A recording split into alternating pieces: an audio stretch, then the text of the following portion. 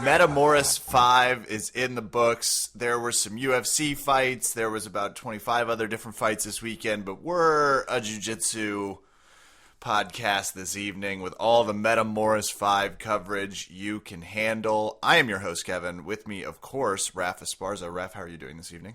Not bad. You know what I could go for right now, though, Kev? Some Jamba Juice? I could go for some Joms. That's crazy.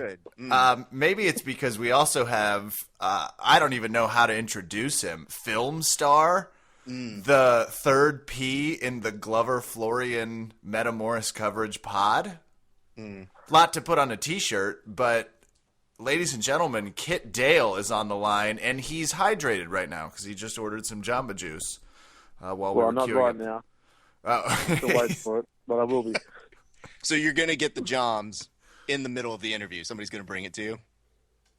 Yeah, I'm with Tanner Rice is actually over there waiting for me.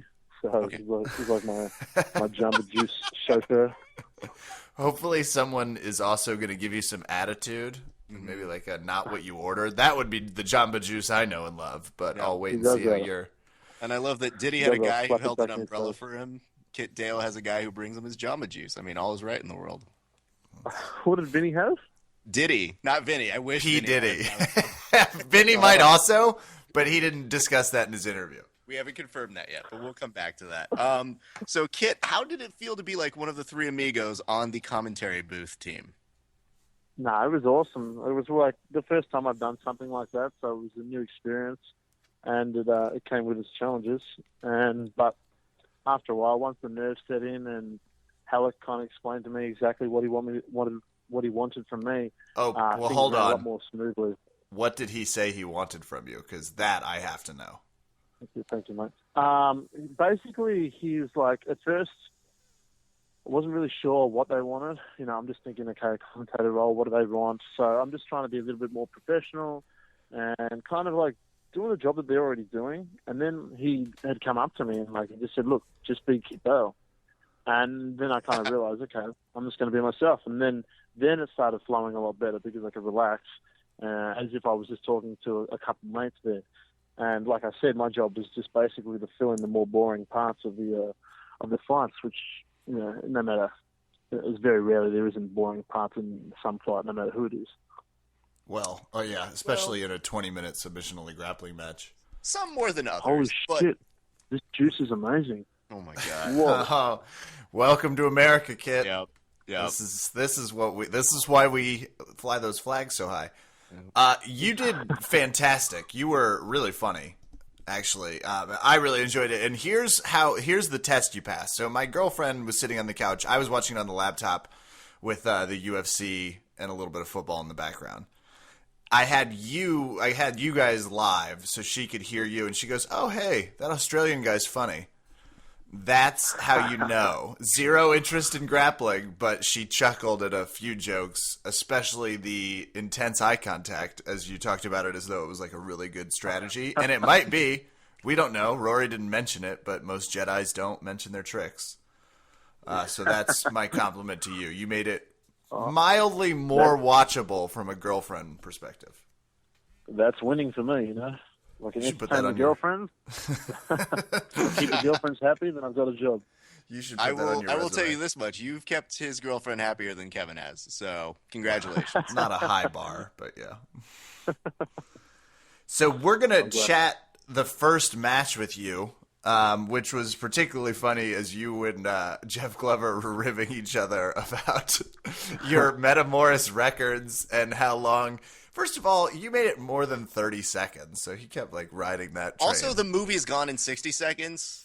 Which Does was anybody a huge remember footnote. Yeah, he was like gone in 30 seconds. It was like, that sounds almost like it. I was like, man, swing and a miss. So close. So close, Jeff. 30's divisible by 60. Maybe It's that's true. A lot of numbers are, Thirty. Kev. 30 does sound better. It felt like 37. Talk to us about the first match. Were you excited by what you saw? It was, in my opinion, fight of the night, at least as far as a excitement perspective, close with Kenny and Yuri. But this one had a finish. What were you expecting from Gary as we came into the fight, and were you surprised at all by how commanding he took it? Nah, like I was expecting what I saw, which was good because I was excited for it.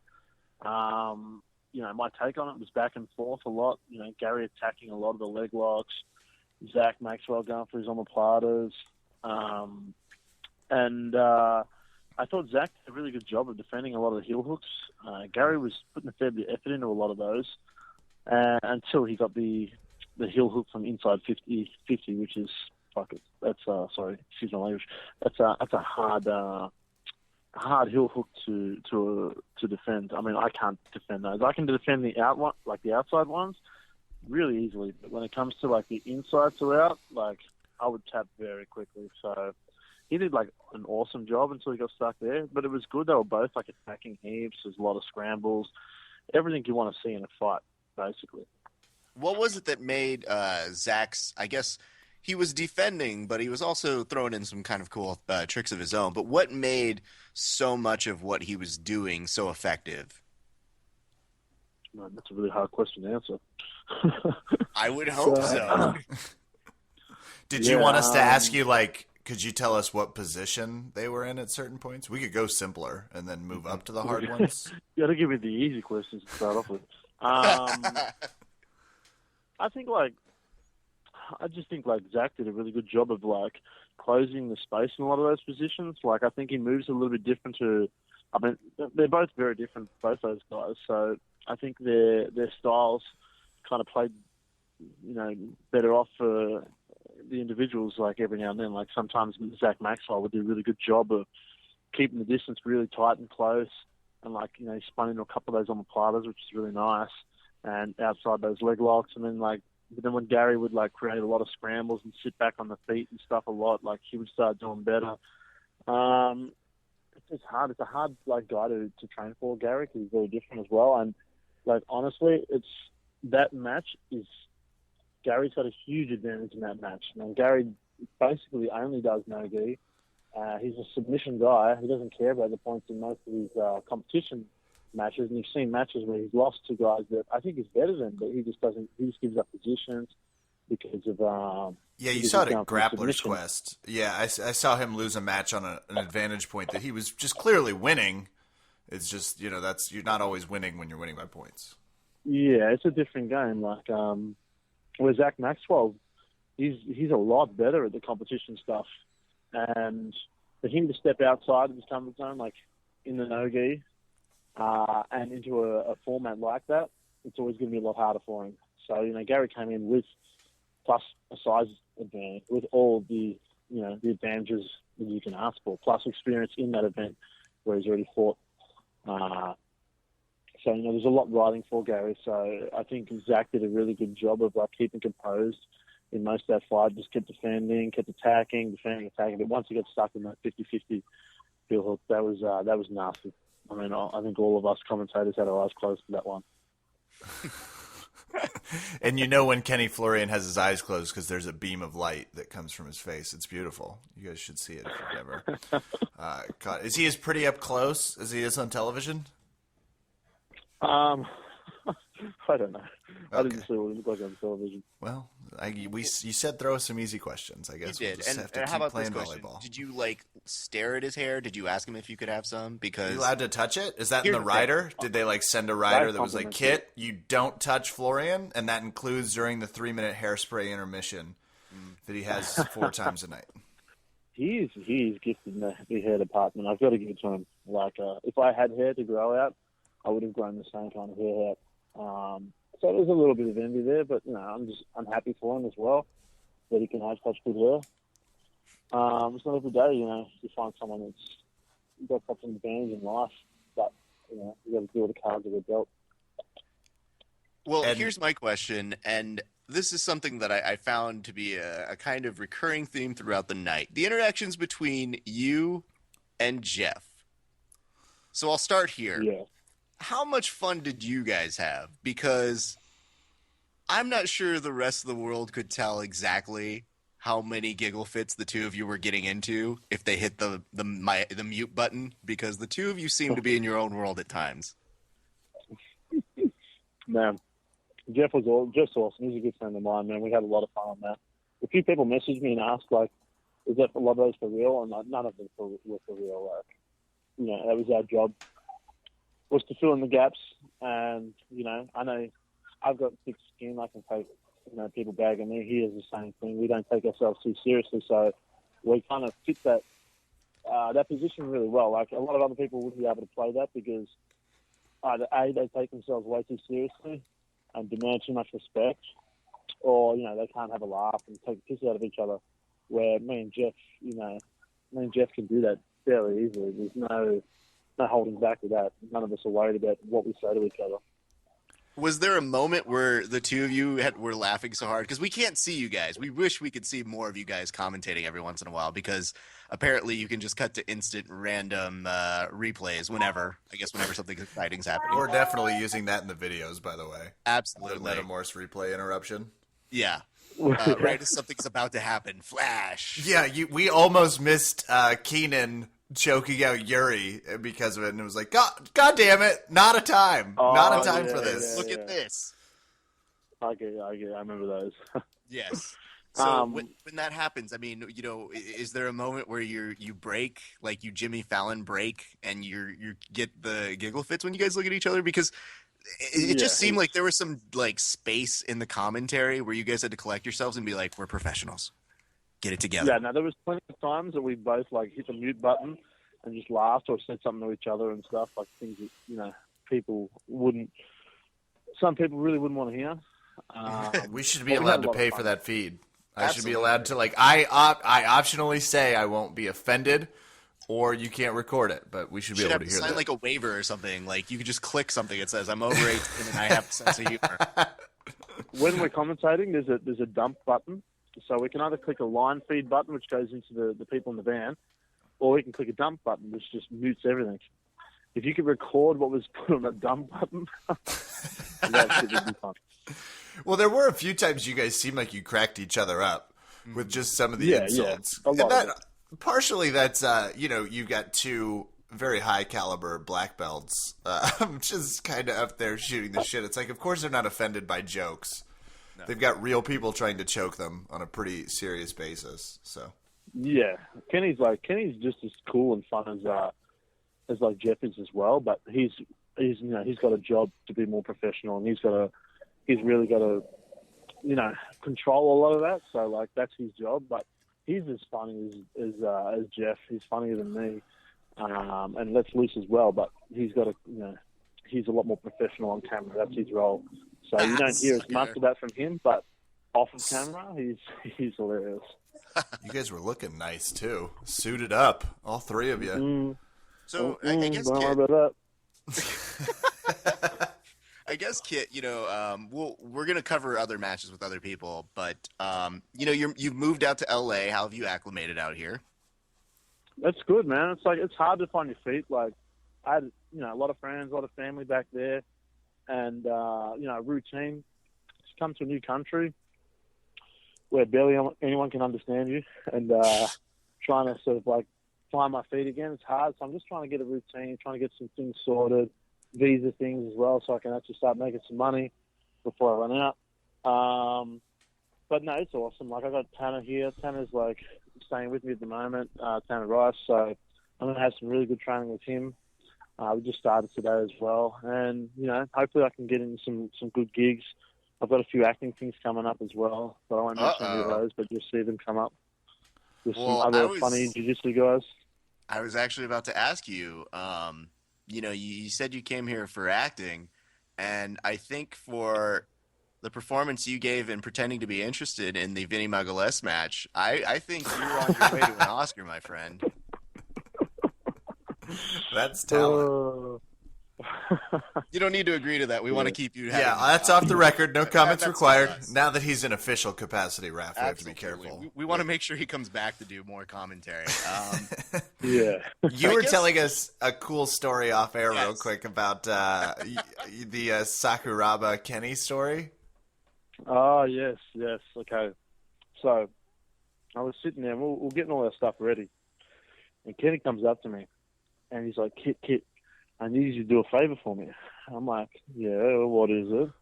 And he's like, look, I've got this glove here. And he pulls out a Pride glove.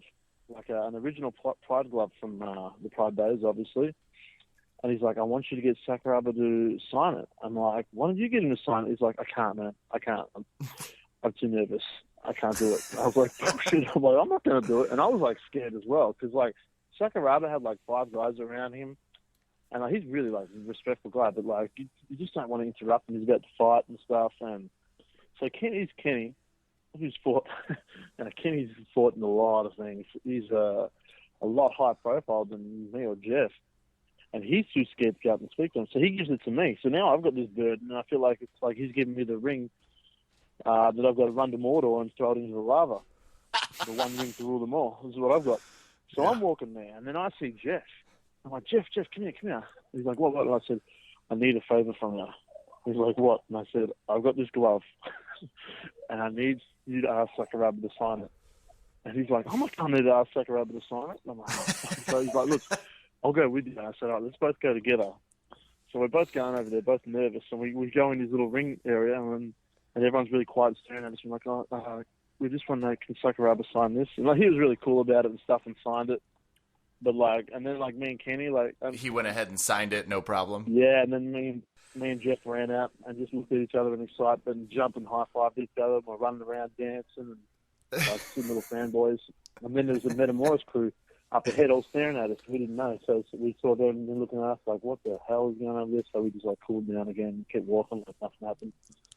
That would have been an awesome shot too. Like all of a sudden it's like Kit Dale and Jeff Glover preparing for Metamoris, and it's like the two of you dancing around grabbing the glove. Heel clap sort of thing as well, like chest bumps, there was everything involved. Fist punches. No, what is it? Air punches? Yeah. Fist to fist air punches. It all counts. Any other craziness? Like, was there some sort of, especially in this type of venue, was there like a whole group of ladies waiting outside to mob you afterwards? And they were like, Kit, oh my God, the suit, the voice. There was a lot of that. It was hard. I had a few security guards sitting around the booth trying to keep them away from me as well. But, it wasn't too bad. There was only a couple hundred of them this time, which is better than usual. Oh, that's not bad. Well, it'll get, as soon as you establish yourself here in LA, I expect that number to go up.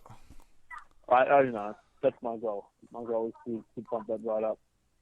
Only time will tell. I mean, Kit, I wanted to ask you this personally because you did face Gary, so you know firsthand how crazy he is attack-wise and whatnot. Did you experience any PTSD when that was happening? Did you have any like moment where you're just like, oh God, Zach, it's not going well? Did you say post-traumatic stress disorder like that? Yeah. He used the acronym because it sounds less crazy, but yeah. Yeah, absolutely. Yeah, okay. There's a couple times where like I fell back and Jeff had to grab me and stuff and just snap me back out of it. And that's cool. Like I said, jiu-jitsu is my hobby. I enjoy the art of it. I don't take it too seriously. I win, I lose. I'm happy for everyone to win, regardless of whether they've beaten me before. And Gary's a good friend of mine anyway, man. So I'm just happy for him, and I'm just happy to see a good fight, mainly for the people who paid to the event. Well, I'll tell you this. You know what you and I have in common now, and I guess Zach as well. Gary has beaten all of us now. I happen to be at I happen to be at an open mat on Sunday, and I'm rolling with somebody, and mid-roll, I see Gary Tonin out of the corner of my eye. Now, fans of the podcast, and if you're new to us, I'll let you guys know, we do certain recreations of Metamoris matches as one of our signature pieces. I happen to play Gary Tonin in the recreation of the Kit Dale Gary Tonin match. Artfully, by the way. Thank you. God, I don't want to embarrass the real actor on the call here, but geez. I understand. So I'm playing Gary, and Gary walks up to me and goes, "Is that Gary Tonin to me?" And I go, "Uh-oh. All right. My comeuppance is happening. Stay calm. Just what relax." Did you say? Well, Watch he your comes to feet. me and he just goes, "Hey, Raph, save one for me. We're rolling next." And I was like, "Absolutely, Gary." And he proceeds to come at me the exact same, like, head first, nonsensical way that we did in the video, where it's like Kit's texting comedically, and Gary just comes head first and is like bull rushing his way into Kit in the video, and that's all he's doing against me at first, and it's terrifying because it's Gary Tonin. But I proceed to have one of the most surreal, ridiculous experiences I've ever had rolling. But I will tell you this. This guy is literally giving you every position that you're like, oh, I wanted to go here. Ah, shit. What's happening? Yeah. Life's about to end real quick, isn't it? Yeah. Okay, let's figure this out. But Gary, I mean, the best part is, and I say this as a true compliment to him, rolling with him is like, you're learning so many different things. So it was one of the most educational roles, aside from being one of the most hilarious roles. But the one thing he told me, Kit, and I didn't appreciate this, and I want to get your feelings on this, because you've seen my beard up close.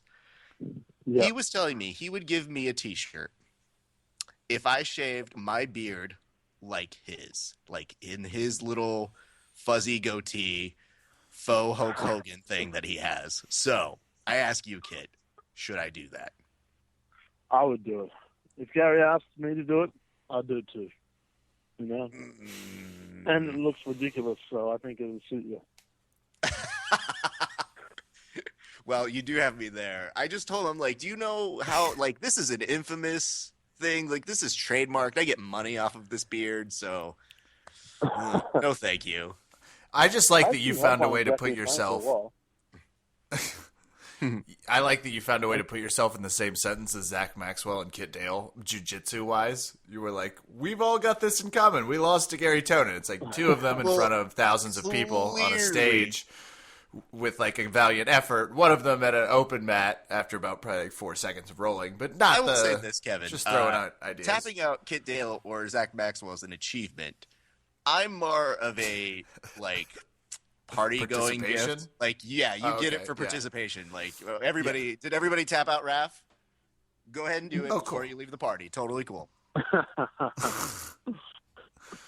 Perfect. But now anyway, at least we I know where felt we like are. we could share that, Kit. But tell us what's coming up for you. What can we plug? What can we talk about?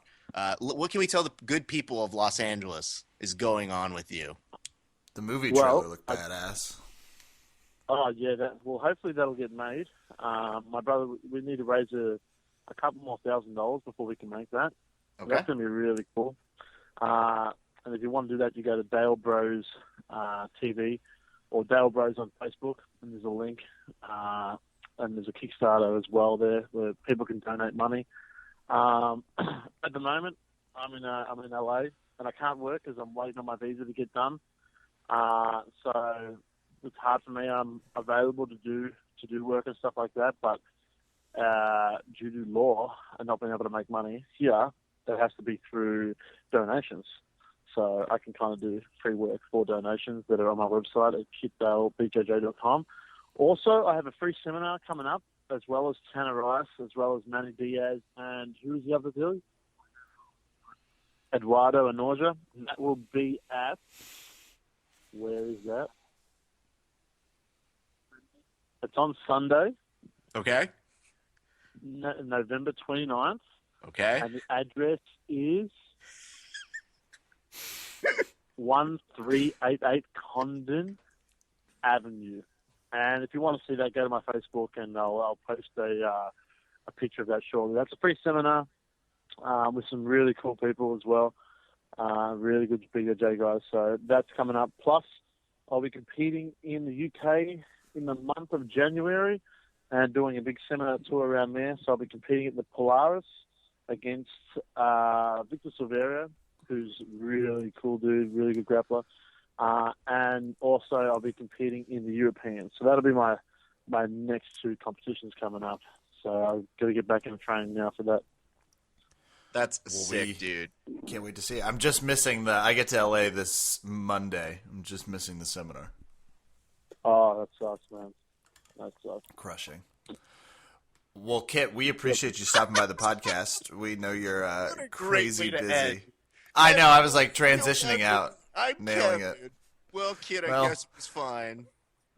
Oh, shut up with your, you know what me, Zackwell, and you have in common. They should call him Zackwell, by the way. Much easier to just like spit out. Zackwell is the black soul singer name he goes by when he's singing sometimes.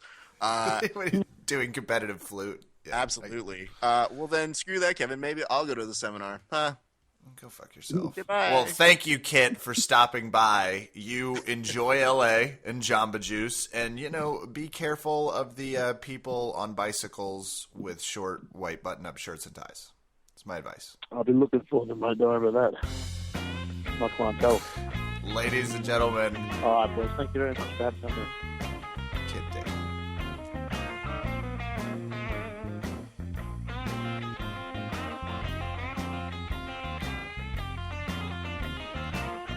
Verbal Tap fans, we continue the Metamoris train, rolling round the bend. We have Ruben Avila on the line, BJJ blogger. You're at BJJ Grappling. You wrote a really insightful article about competition jitters. It was like one of those. I actually know exactly what we were talking about. Raf was preparing me this and said the Jiu-Jitsu Mag article. I had read it when I was trying to compete to just look up some things and learn how to, you know, maintain the crazy. Ruben, how are you doing this evening? I'm doing wonderful. Thank you very much. I appreciate the kind words. You are here to help us break down Vinny Magalhaes, the search for the next jiu-jitsu star / submission grappling competition. There are a lot of reality shows coming right head into each other with this. Were you upset when you found out Kevin K.O. Casey was going to get replaced with just some random fighter? No, I wasn't really upset. It's Neither was I. So I find that interesting. Maybe for two different reasons here. I mean, to be honest, I didn't expect it to be very competitive with Vinny against Kevin Casey. Not to take anything away, but Vinny is just, you know, he's top of the food chain, I guess, as Joe Rogan would say. He's an absolute. You know, he's a beast in his own right, but it's not at the same level.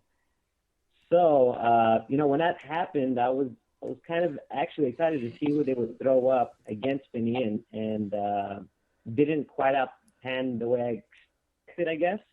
But I was not upset that Kevin Casey got hurt. Not in the sense of I felt like the show was going to suffer. It's definitely I definitely didn't root for him to get hurt, but. Let's be real. Obviously, now that you've said that, you've put it all in our heads. We really think you got some voodoo doll of Kevin K.O. Casey somewhere. I do have a follow-up question, though, Ruben. Yeah. So how crushing was it when the application you submitted came back, we're not interested in you, Ruben, as a replacement? You know, I'm working through that with my therapist right now. Actually, it's a sore subject. I'm quite not ready just yet. Can I just say on behalf of Verbal Tap, you have our support. Yes. Thank you, sir. Thank you. I know I could always count on you guys. Did it make the landscape of BJJ a little weird to have all of these people volunteering to take on Vinny? Like, I saw people across the belt spectrum, despite the fact that it said you need to be a black belt. Yeah, I really, that was weird, honestly, because I mean, you could be a blue belt. Let's say you're a world champion blue belt. I mean, whatever that may be. How can you even begin to think that you could honestly put up a good fight against Vinny? I mean, what does that say about yourself? I know some people really believe in themselves, and that's important to have, especially if you want to make it in the sport. But to put your name, throw your name in the hat against to go against one of ADCC's best grapplers ever, and to put on a live show in front of a lot of people, it's saying quite a lot, especially if you're not, you know, at least a black belt. But how many people do you think actively asked themselves when they saw that post go up, can I beat Vinny? You know what? I'm starting to think about it. If I caught him from the side, I might have a chance here. You know, I could definitely picture a lot of YouTube jiu-jitsu guys, and maybe some guys subscribe to the worm guard jiu-jitsu philosophy. They might have something for Vinny. I would be happy to see them try. Now, let me ask you the really obvious question, and maybe you're going to have more insight because I've seen Mateo's fight, but I also, I did know who he was. Were you shocked they didn't go with some other black belts that had been mentioned? For example, James Popolo was on the list of people that certainly applied. Were you surprised they didn't go with a black belt? And were you surprised they didn't go with a seasoned black belt, given who they were competing against? I was surprised, actually. That was a big surprise. Actually, before this, I had not heard of Mateo's name.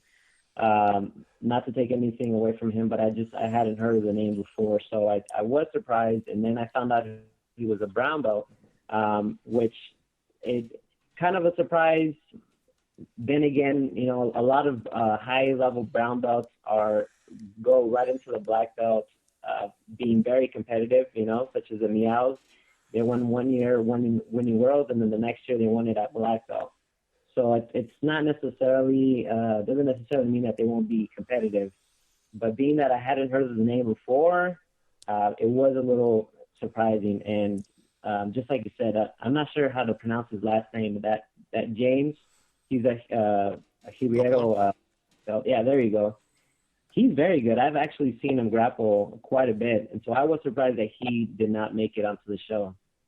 Well, the other thing I guess that came into effect was that none of the voting criteria really mattered because apparently, Matthias didn't have the majority vote. He also was not a black belt. So just by the own rules that Metamoris set, I've seen people vote in America for political elections and not bat an eye if their candidate doesn't win. I saw BJJ people go like, I Facebook like that. There was a sanctity in my vote. How dare you just disregard it? Oh, man. Well, at the end of the day, I guess Metamoris can do whatever they want, but it is kind of funny that they set the parameters. Prove that.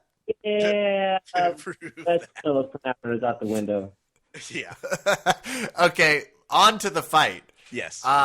Love Vinny Magalhães. But wasn't a very exciting fight, and it felt like he kind of did his best to make it a little exciting at points. Did he? What happened in this fight? Yeah. Was there anything that you saw that you were like, oh yeah, that's something I'm going to incorporate into my game? Well, the first 10.5 minutes was nothing but pummeling and fighting for the snapping position on top. And Mateo was pretty aggressive. He was taking the fight to Vinny in that part of the fight, and Vinny was just kind of content defending and kind of almost playing, but he didn't do anything at all really, which was kind of disappointing for me. But then he finally pulled guard 10.5 minutes in and started working it. But then the dynamic of the fight completely changed, whereas Vinny was attacking, and then Mateos was just kind of content defending and countering here and there. He had one chance to pass the guard, and he really should have hit a long step to try and expose Vinny's back. But, in the heat of battle, it's easy to be a couch jiu-jitsu guy and say, hey, you should have done this technique. Shh, stop saying that, because then we don't have a podcast if that's not the case. Let's discuss this, though. Ruben, if you're watching this, and I do appreciate that you are giving Matthias some credit for pushing forward, and you're saying that he was being aggressive, this may be where I feel we differ. And this is where you see that Glover and Kit Dale and even Kenny Florian were getting really bowdy on the mic. They were actually very honest in their critique of saying how tepid this action is. So I guess my question to you is it really a lot? Like, what's the incentive for Vinny? Do you feel that his whole thing was, if I don't get submitted, I win, and meh? Well, I want to make it clear. I do think Mateos was taking it to him when they were standing. He was the only one that was trying to achieve a takedown. But when I went to the ground, he definitely brought that back, and he was just trying to not get submitted. As far as I mean, you're absolutely right. For Vinny, it wasn't a win-win situation. If he taps him, big deal. You're Vinny Magalhães, you should have submitted him. He's a brown belt. that's the general perception. But I mean, 10K, I don't know. I mean, that's kind of incentive. For me, at least, it would be. I could definitely spend that 10K a lot of different ways. But it just didn't pan out. And the commentators, it got some point where it was just more entertaining to listen to Kid Dale drop jokes than watch these guys. I don't know if Kevin felt the same way, but I definitely had a moment, and thank God they were on commentary for that match. But I definitely had a moment where I said, screw $10,000 to submit Vinny. Let's do 2K to see if they can break his guard. Oh man, I want to see Keenan and Vinny again, man. That was a fun fight. That, or at least have the decency to hang the $10,000 above the mat like a respectful organization. Like, put it in a briefcase, Absolutely. handcuff it to a chain. Come on. How about the amateur hour? A ladder match. We should have a ladder in the middle. We should have the case up, Sure. right? I want to take this moment as a personal win for the moment that Kevin conceptualized a WWE match and call it a win because now he's starting to get the entertaining aspects of this. Let me ask this, and Kev, you can answer this as well.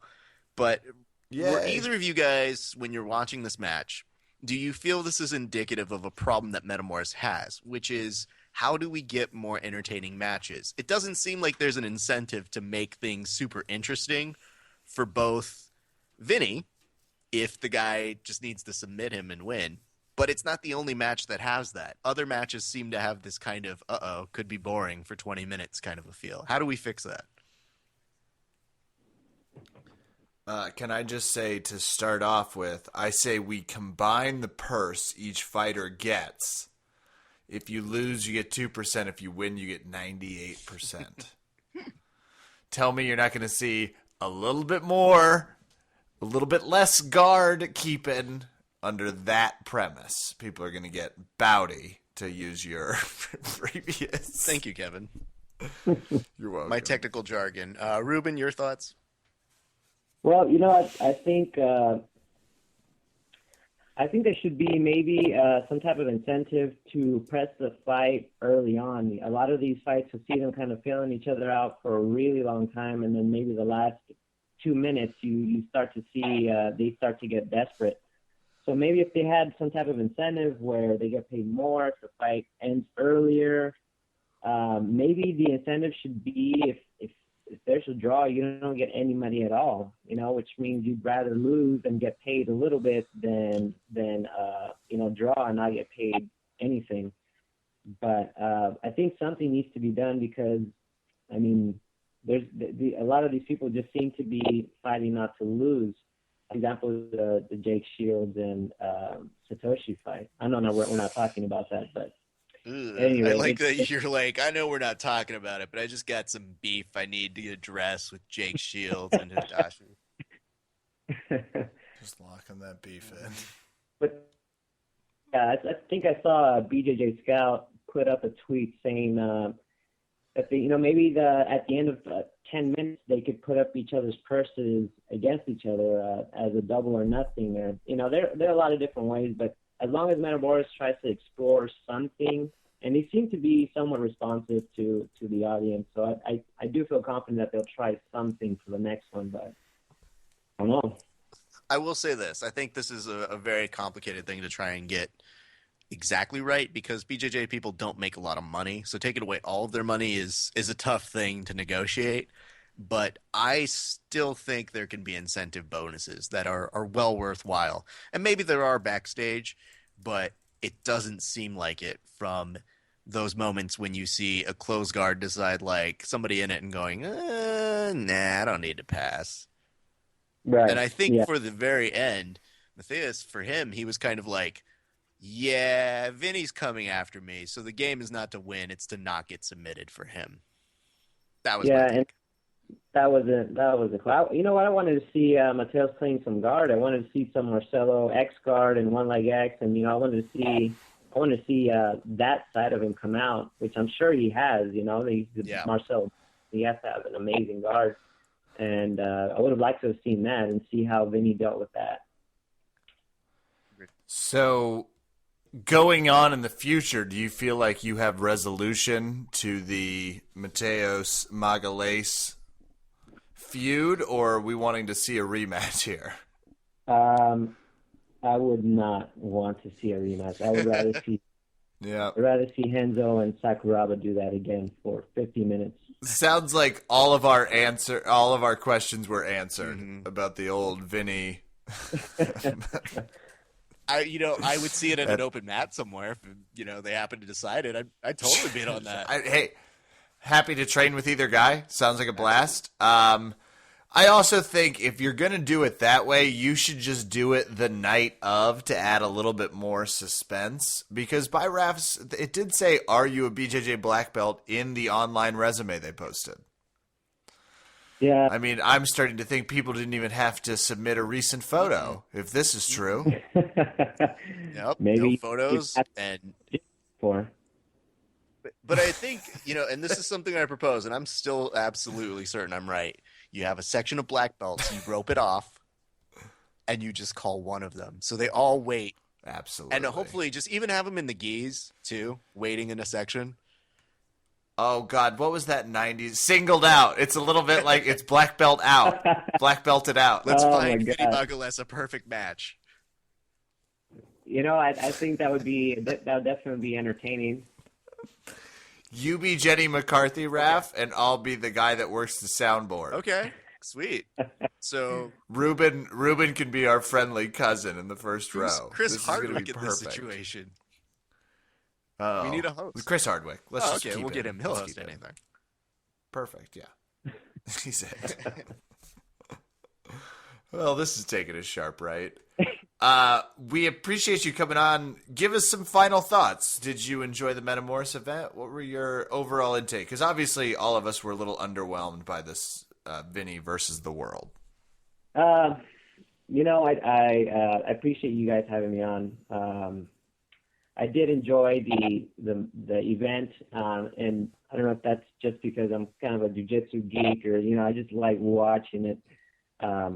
I do think it definitely has its quirks and needs to work out, but any competitive event is going to have its things, and athletes are going to find a way to manipulate rule sets whichever way they need in order to accomplish or not accomplish something. But I think it's a stylistic thing. I think they need to be very strategic about their matchups, because you can have, like a Mateos and a Vinny, who I'm sure both would destroy 1 million people on the planet, but they match up in a way that they just kind of nullify each other in the no-gi setting. So I think they need to have people that are really aggressive. Crone seems to be a really good athlete for this type of event. Keenan seems to be a very good athlete for this event. And they just need to just be very, very picky about their matches, I think.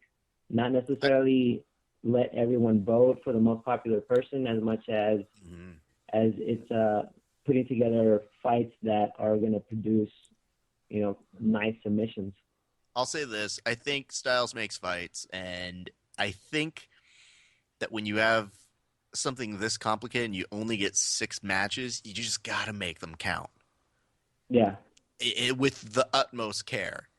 And you can tell it's not so much when they don't count or that they didn't think that it would count or they didn't feel like it wouldn't, but it's more so it's those, if you have a completely different style that you want to see and you want to see how they match up, the more attention you put to that, the greater the match. And I think that's kind of why people enjoyed Zach Maxwell and Gary, because Gary Tonin is crazy, and those two styles are completely different, but you respect each one of them, and you want to see that. So, I don't know. That's kind of the approach I really think was there, because I don't know that styles matching between Gary and Kevin Casey necessarily was something I was clamoring to see. Yeah. Let's see Tonin against Crone, man. Why don't we make that happen again? Great match. I don't know. We'll see. Maybe. I think Gary's up for anything, and he wants it. But I don't know. Yeah, I was like, Gary will fight him either this year or in 2 to 5 years in MMA. man, when they saw each other at ADCC, that was a fantastic fight, and it came down right to the wire for Crum to whip out that win, and I would love to see that again. Yeah. I agree. Well, Ruben, this has been fantastic.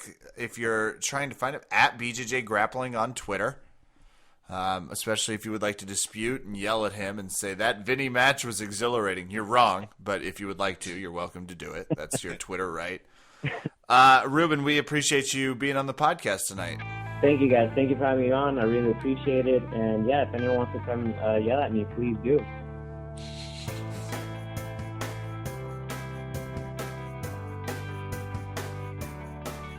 Verbal Tap fans, we're continuing the Metamoris blimp of coverage. Like that, ref? A little change up to blimp. Yeah, I don't really like Ref's like, no, I don't. So let's keep... Well, glad I called attention to it and forced his opinion. We have Travis from Newaza Apparel, and if you haven't heard of Newaza, first of all, welcome to Jiu-Jitsu. Second, you should check it out because he does amazing gear and very friendly to the Jiu-Jitsu fighters. If you go to any big jiu-jitsu convention, you will find him throwing shirts at you and probably rolling at several different iterations during. Travis, how are you doing this evening? My neck is not sore, and I am totally ready for ADCT trials. Despite what everyone's been hearing about me being sore, that is a lie. I'm in great shape. Perfect. Are you competing? You're doing ADCC trials? Yeah, I'm doing ADCC trials coming up here in, I think it's called Richmond, West Virginia. It might be called something else, something very proper. And it is Charleston, West Virginia. Yeah, that sounds something. Yeah, that sounds. Please don't. Very, yeah. Please don't confuse it with Charlestown, which is about 4 hours to the west. This is not to the east, excuse me, and that happens a lot. So just be careful. I'm gonna take my chances. Perfect. Well, Charlestown has casinos. I'm gonna come out on top. Random guy beats up 24 patrons of the Charlestown Indian Casino. That'll be perfect. I mean, Travis, you have secret matches. I mean, I could have like a secret tournament. Absolutely, you could sponsor that. Speaking Metamoris of secret kind of opened matches, the doors with that. So Charlestown, Pennsylvania, be ready. Look out, Pennsylvania. Newaza's en route. So you were at Metamoris. I know that because I saw a video of you working on a wrist lock after, or getting wrist locked. Oh yeah, I was working on how much wrist lock pain I can take, trying to build up my tolerance, and it's pretty good with the forward wrist lock, but the backward one not so much. I still can't really text with my left hand anymore. But Fredson Tashao, you are a mean and dangerous man, and I hope to always be on your good graces. It was a pretty quick one. You were at Metamoris. Tell us about the secret match unveiling. Jake Shields competes against Huberto Satoshi, or just Satoshi. A surprise match. Shields is obviously great, and we're going to talk about when they booked Shields, because he accidentally let it slip that it was about a week and a half prior to the match, which is kind of funny. Mm-hmm.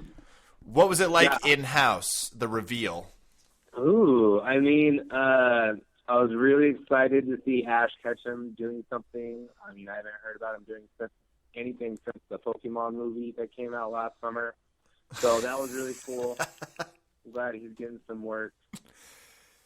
And the Strikeforce champion, Jake Shields. I mean, that was kind of exciting. I thought that Metamoris really kind of showed what big homies they are by just throwing Jake Shields in there. They have that kind of money just to have him at an event without having to advertise that. I mean, pretty cool, pretty bold move. I liked it. Now, when you heard it was Jake Shields, level, let's say 1 to 10 on excitement, where did you fall? 10 being the highest. On a to a, I was probably that's pretty cool. Okay. That's a scale as well. All right, good. It's a slightly different scale. Yes. It works. I was an 8. I know you didn't ask me. I'm just saying. That's okay. I was 8. Shields. Yeah, Shields goes way back. Jake Shields has been doing submission grappling tournaments forever. He's flying under that American Jiu-Jitsu, which you keep hearing so much about, which is not to be confused with the one where they take kicks to the testicles. That's a different American Jiu-Jitsu, but they're cool too. But yeah, Jake Shields was out there, working with Kyle Terra and Gilbert Melendez and all those guys. So he's pretty tough, regular training partner of those Rowdy Diaz brothers. So he's a good guy, good grappler. Not new to the scene, a good veteran to throw in there. I like how Metamoris throws the American grapplers in there. Like, that's cool. He was 100% born and railed in the USA, so that's fact. He was raised here. He actually came out, like a lot of people don't talk, but he actually came out to that song "Born in the USA," which I'm kind of surprised no one talks about. I think they couldn't tell what they were drumming exactly. It is hard to really understand what the percussion is doing, but I guess they have signature songs. Thank you for breaking that news to us. Well, it'd be pretty easy to see because they all changed their kitchen aprons to these different kitchen aprons, which were all American flags and spelled out the boss. So I don't know if you guys caught that. But... They did show that on the live feed. That's so strange. No. I guess it's one of those things you have to pay for to see. If they're wearing aprons, are they also doing food service? That was just a question I had. I was a little intoxicated, but I could be wrong, but I believe they were during intermission. At least they were ushering people to their seats. So let me ask you this. Once you figure out who's in the match, and it does seem like a cool exhibition for Jiu-Jitsu meets MMA, which is kind of a sub-theme throughout these Metamoris matches. What were your expectations just before the match started when you saw who it was? I knew that, Jake's no slouch, you know what I mean? And he definitely knows how to deal with a lot of these sports jiu-jitsu guys. And he does well with his, he doesn't put himself in a lot of danger, especially as far as like MMA grappling, you know what I mean? Like, there's nothing really like fancy about Jake's grappling. But it is like he has really good transitions, and he's always really looking for the stuff. So I was pretty excited. But I saw the Satoshi, and I knew he is a Mendez Brothers black belt, and I knew that the Mendez Brothers were going to have some insight. There's that famous video floating around of Hoffa rolling with Jake. So I'm sure they had some insight to what the game plan would be. So when you're watching it, how much does the hair play a role for Herberto in this match? Do you feel it's playing more offense or is it good defense? Because it was a question I had once they got to the ground. Well, I saw that it kind of got in the way with all those head snaps and headlocks that Jake was working. Jake kept, throwing those guillotine attempts on him, and I think it kind of hindered him escaping. You know what I mean? You don't want a big thing sticking off your head, but it could have been from where I was sitting. I was also looking at Ed O'Neill's head, mesmerized. So I didn't see Ed O'Neill. Was he there? They didn't even reference him being there. Yeah, he was there. Wearing a Roberto Satoshi shirt. Well, it actually said no shields on it, and it had and I mean, it was pretty good to see. I kept seeing him. He was either tweeting or he had his hands in his trousers. I don't remember which, but it looked like he was enjoying the match. Yeah, that's me to a T. So during the match, we see Shields doing some really good passing. Satoshi's obviously one of the quickest people to ever do jiu-jitsu, and he made some comments that he's obviously more of a gi guy. Kit Dale was doing quite a good job puffing him up and giving him some credence, and we saw that. Otherwise, no one really in danger. No, the guillotine attempts that Jake had, Satoshi wasn't playing into that. And but it was interesting. I mean, Satoshi, he went for a double leg of his own, and then tried to do some pretty good passing. But Jake worked a really cool butterfly guard pull right to like a underhoof like bridge pass. So it was pretty cool. Like definitely, they both had some surprises for each other, just as far as like the wrestling went. I guess certainly in the looks department. Yes, definitely. I guess the question I had is, Travis, if you're analyzing both of their games, what do you think the other could have done to maybe be a little bit more impactful? Maybe if a lot of people could say that Jake wanted to wear the gi pants, because it would give him more traction and lockdown. But you also saw when Satoshi grabbed him, and they had that big controversy about grabbing the pants, that it would have gotten away. But it could been a saving grace. That's a different match. I think the difference that could have happened, maybe if I don't know. It's hard to say. I'd like to see Jake, as he passes from half guard, go for a lot more darts. I saw Satoshi not really opening up too much in his guard, but I think after the exchanges they were going back and forth. I could see why. It was I wouldn't say it was dangerous. Just like I think they both knew they really couldn't give up, an inch. Once they were filling each other out, like in the first 13 minutes, they kind of realized, they couldn't be doing any of that stuff. They weren't keeping it playful. No, they weren't keeping it playful, and they were keeping it real. However, let's just real tired. Jake got really tired. But that's the thing about Jake. He's like a diesel. I mean, it was really cool to see him turn to. I didn't know how red Jake could get, but that was kind of cool to see. But I mean, it was a good match. Like I liked Jake's double underpasses, and just like his control from there was pretty cool. And Satoshi, though, he tried to get that mount. It was exciting. I really like to see like how they both implemented a lot of wrestling. Satoshi was really quick to pull guard. Yeah. And even from what he was trying to do, I think he was trying for, what was it, like a ninja choke from guard? Yeah, I'd have to really see that part again. Like I said, I was looking at Ed O'Neill, and I couldn't stop. I mean, I really thought he was tweeting about me real quick, but he wasn't. Yeah. I gotta say, did you throw him a shirt? Did I give him a shirt? Yeah, just something that says like "Married with Jiu-Jitsu." I did. I'm glad you brought that up, which I will have a picture of in a couple of weeks, I guess. Now, that totally happened, though. I think there's a reason why one of the people on this podcast makes T-shirts. Yeah. That's the way it goes. Travis, I do want to ask you this. So you saw this. It seems like you were excited by the match.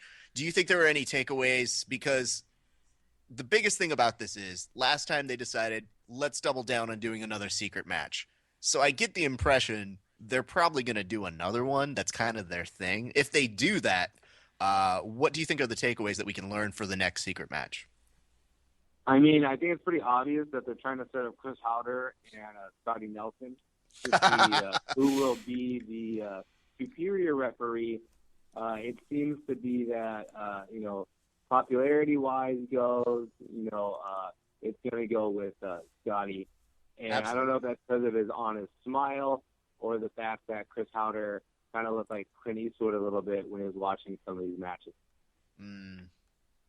Yes, very much so. I don't know, though. I got to say, Kev, I don't know what your opinion is on this. I think Scotty takes it. That's just me. I think I ride or die with Scotty in this particular sense, especially since I really don't know the other guy. But, I'm going OTM. Kev, he's talking about the referee. You don't know the other referee?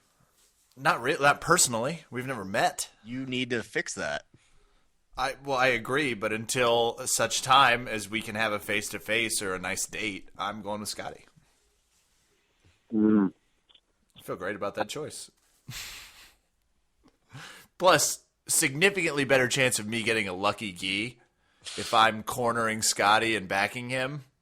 I think that ups my chances. Yeah, I mean, you Which would I be will obviously lucky. get a Newaza patch for. I'm just, Ooh. yeah. Well, Kev, I got to tell you, don't sleep on Newaza gis. I saw a very sweet Newaza gi that Travis was sporting this weekend. I saw this photo too. I'm a little curious about, as a gear junkie, I'm definitely ready for some Newaza gis. Yeah, we're actually making. I teamed up with your old boss, and we're coming out with the denim gi. I said it. I didn't want to. Leak it before Christmas. But the Jay Leno kimono, you already know though, is coming out. You already know the. Someone's Travis, trying to break into the Canadian market I was hard. about to say, I was like, Travis, I'm like, I haven't seen Jay in a long time, but I'm Well, pretty sure. At first, we were gonna do the Conan O'Brien gi, Mhm. and we came to Jay Leno. We're like, hey, we're gonna do the Conan O'Brien gi, but as we started on, Jay Leno came and said, never mind, just keep going on mine. This joke is funny because it happened to me in a career, but no big deal. People didn't lose jobs or anything. Everybody ended up fine. Travis, so I know we're kind of kidding around, but what do you guys have next coming up for Newaza gear? Because I saw some sweaters that I want to say look very, very distinctive, like they were created by Newaza. What kind of sweaters are those? Maybe Christmassy? Oh no, we're not doing the. Oh shit, I can't say this joke. I wanted to say it, but I can't say it. This has been a Verbal Tap Edit. Travis, we always appreciate you stopping by Verbal Tap Podcast. You've always been a friend. Great pillar of the jiu-jitsu gear community. That's right. I'm bumping you up to pillar. Maybe premature, but fuck it. It's our air. We're young. Please check out Newaza Apparel. What's that? Heartache to heartache, we stand. Oh my god. Absolutely. Nope. Don't let him finish fucking Pat Benatar. Not on our dime. What? Shut up. Come on. Unless he's fucking shimming and doing some fucking snaps. He might be. You don't know He's not. I can hear it. Okay. I have a one-man show where I dress up as the pimp from that music video, and I also dressed up as one of the ladies of the night, played by Pat Benatar. Absolutely. Yeah, you guys should come see it sometime. Most definitely. We'll make plans for it. We'll actually promote it on the podcast as well. So you give us a flyer, we'll put it out there. I'll probably wait till it hits Broadway, but I'll definitely catch it, obviously. Yeah, I'll send you some links. Awesome. Thank you. Newaza Apparel, thank you for stopping by to review some secret match nonsense with us, Travis. Yeah, absolutely. Anytime. Oh, but that was probably like the one thing I wanted to say. The most exciting thing about this match is how Jake Shields was able to replicate that their famous match, Satoshi and Shields' famous match in Japan all those years ago, and finish that double wrist lock, breaking Satoshi's arm again for the second time. That was. I mean, like, to say, I mean, you hear that, Satoshi, that he was really coming in ready for this fight, and Jake Shields, just really going after it. We keep hearing that he was partying in Japan, smoking and drinking a lot. Absolutely. And all these things, Still. but nope.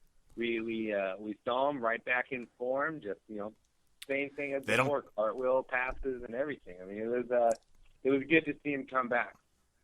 I think the important thing to take away from all of this is that Travis Newaza supplies jiu-jitsu gear and is connected to the jiu-jitsu community, everybody. Yeah, I mean, I'm really excited. I mean, the cool thing is, this, Metamoris, finished all subs, which was really, really good to see. And,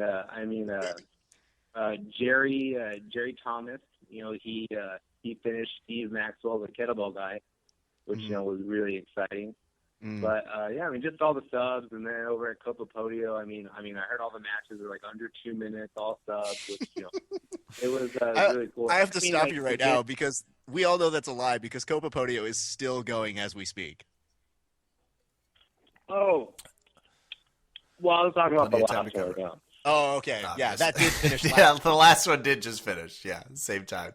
Yeah, I heard Gianna just moved Joao's foot from his right hip to his left hip in 50-50, but then Joao put it back. So, that's the latest thing to happen. Just the fact that everyone has been rioting over the poor decision in what happened over at Copa Podio.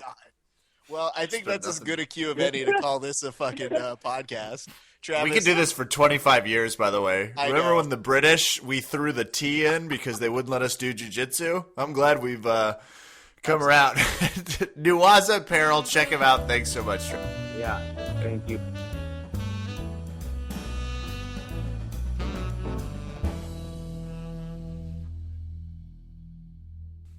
Back because, well, we just like him. Jim Lawson from the Warriors Club, here to help us break down. And you were at the event, so you were close enough to see Keenan go squeamishly running to the back like he had to vomit, which it turns out he did. Jim, how are you doing this evening? Hey, what's up, guys? I'm doing great. Kevin, it's great talking to you. It's good to have you back on the podcast. Raph, you're fine. You're a close second. You're a bronze medal. I'm not even a close second. I guess I'm the draw on this show, you son of a bitch. It is my name. God up damn at the it. top. So, Jim, did you also, because I said this to Raph, and apparently there was consternation about why he ran back. Apparently none of those people have ever thrown up after they've rolled. That's exactly the face I made about 3 competitions into my white belt career when I went vomiting after my third match. Did you know immediately that's what he had gone to do, or was it hard to see from your angle? No, in fact, this is the first I'm hearing about it right now. He did, What? huh? Yeah. So each fighter is supposed to stick around for the like post-fight interview, and all of a sudden Keenan gives like that finger that says, "I gotta go back." And he just kind of takes off very fast to the back, and it was because he had to vomit. He went ahead and said that on Facebook. But he got a lot of, like, flack about whether or not he was being respectful or whatever it was. Kev, he can tell us all he wants to. Let's know what the real problem was. Okay. The real problem was Kenny went to interview Yuri first. Ooh. And Keenan was like, "Do you know who I am? I'm so hot right now. I'm going to the back and pretending to throw up. Okay, Keenan out." That's what happened. No way. You really think that was the case? No, but it's way more funner to tell that version than like when Keenan got home and was like, "I went to go throw up." I'm like, this is such a boring story. Damn No, it. let's run with it. Let's add something to it. Yeah, like I agree. I heard he wants to fight. And he was late for an autograph signing and a after party. I also heard a fan slipped him some cocaine as he ran by. I don't know if it's true, and that he had the balls to do it on air. I don't know if that's true, but dude, we impressive. are totally going to make this a living project, and the story's going to get bigger and bigger. And Guys, that'll if you be would like to contribute to the what really happened, go ahead and hashtag Keenan leaves Matt and send your best ideas to us at Verbal Tapcast. Keenan leaves Matt. We'll be able to find that hashtag. So, Jim, take us through what you saw in the match. Starts with some. I was a little surprised by how much stand-up it started with because I thought immediately we would be on the ground. But take us through what you saw, what you were excited about. Yeah, it almost seemed like they were hesitant to go to the ground. That they were both unsure of what each other had in store. So when it got to the ground, though, it was very exciting, and there was a lot of submission attempts. And I think that was kind of the theme of the night, even though I would have to say just across the board, although there was only one submission of the night, a lot of those matches were so exciting. And each match, even the last one, which was the slowest, you wish there was an extra 10 minutes. And this one was no different, especially knowing what you do. What's that? I was just about to chime in. We may, I guess, some of us may wish there was 10 more minutes in that last match. I'm not sure Henzo and Sakuraba wish there was 10 more minutes, but that's just mine. Oh, no. No, not that they wish there were 10 more minutes. No matter what. Didn't Henzo say something about that? Oh, I wish there was more time? Probably not. But I wish there was more time. He wanted to see if his knee would pop back in and start working again. Well, speaking of knees, so Jim, you were there live. You were watching it live. What was your reaction when you saw Keenan get put in a very bad spot again for his knee? And follow-up question, do you feel like we're just short of Keenan's knee getting its own highlight reel? No, I don't know. Sometimes I'm starting to believe he's leaving it out there for bait. I don't know, to set up some sort of weird wormy guard or something. And it seemed like the big highlight I took from it is towards the end, when it seemed like there was really nothing there. He was trying to create. Like wrapping the gi. It kind of struck me as an advertisement. Like, there's no move here in my guard, so let me just kind of secure a grip, and now I'm just going to throw my gi over it just to claim warm guard. I don't know. Yeah. Do you guys remember that sequence where yeah. there's really I know nothing exactly there. what you're talking about. Yeah, he grabbed the lapel, and then everyone got excited, and he just let it go because there was nothing that lapel was going to do. But it just seemed like, hey, let's advertise the worm guard. You know, about my new 5-disc series. Jim, the joke between Kevin and I is that, Kevin and I are stand-up comics, some better than others. But we know what it's like to tell a joke that will get an applause break, and you kind of like stare at your audience like, yep, I just told that joke, right? Keenan teasing the worm guard and presenting it to the audience like, here's the lapel, applause, a thank you. Yes.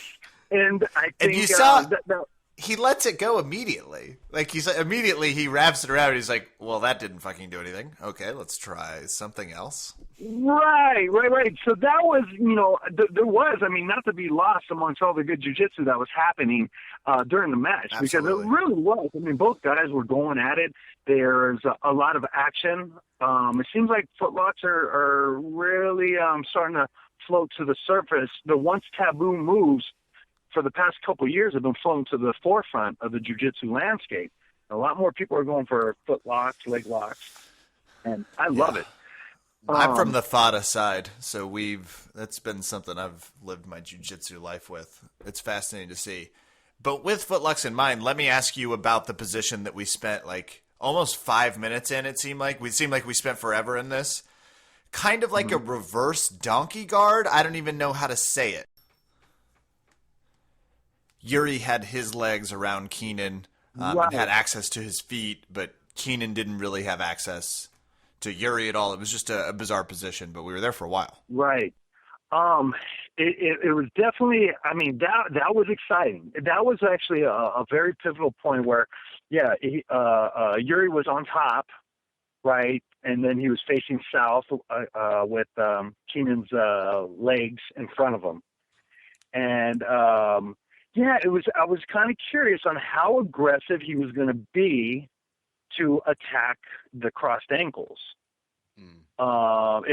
If I'm remembering the whole sequence properly, Yuri was on top, and then the feet were in front of him, and he ended up grabbing for one of them, and I think they went back into like a more conventional type of position. Is that right? Yeah. Okay.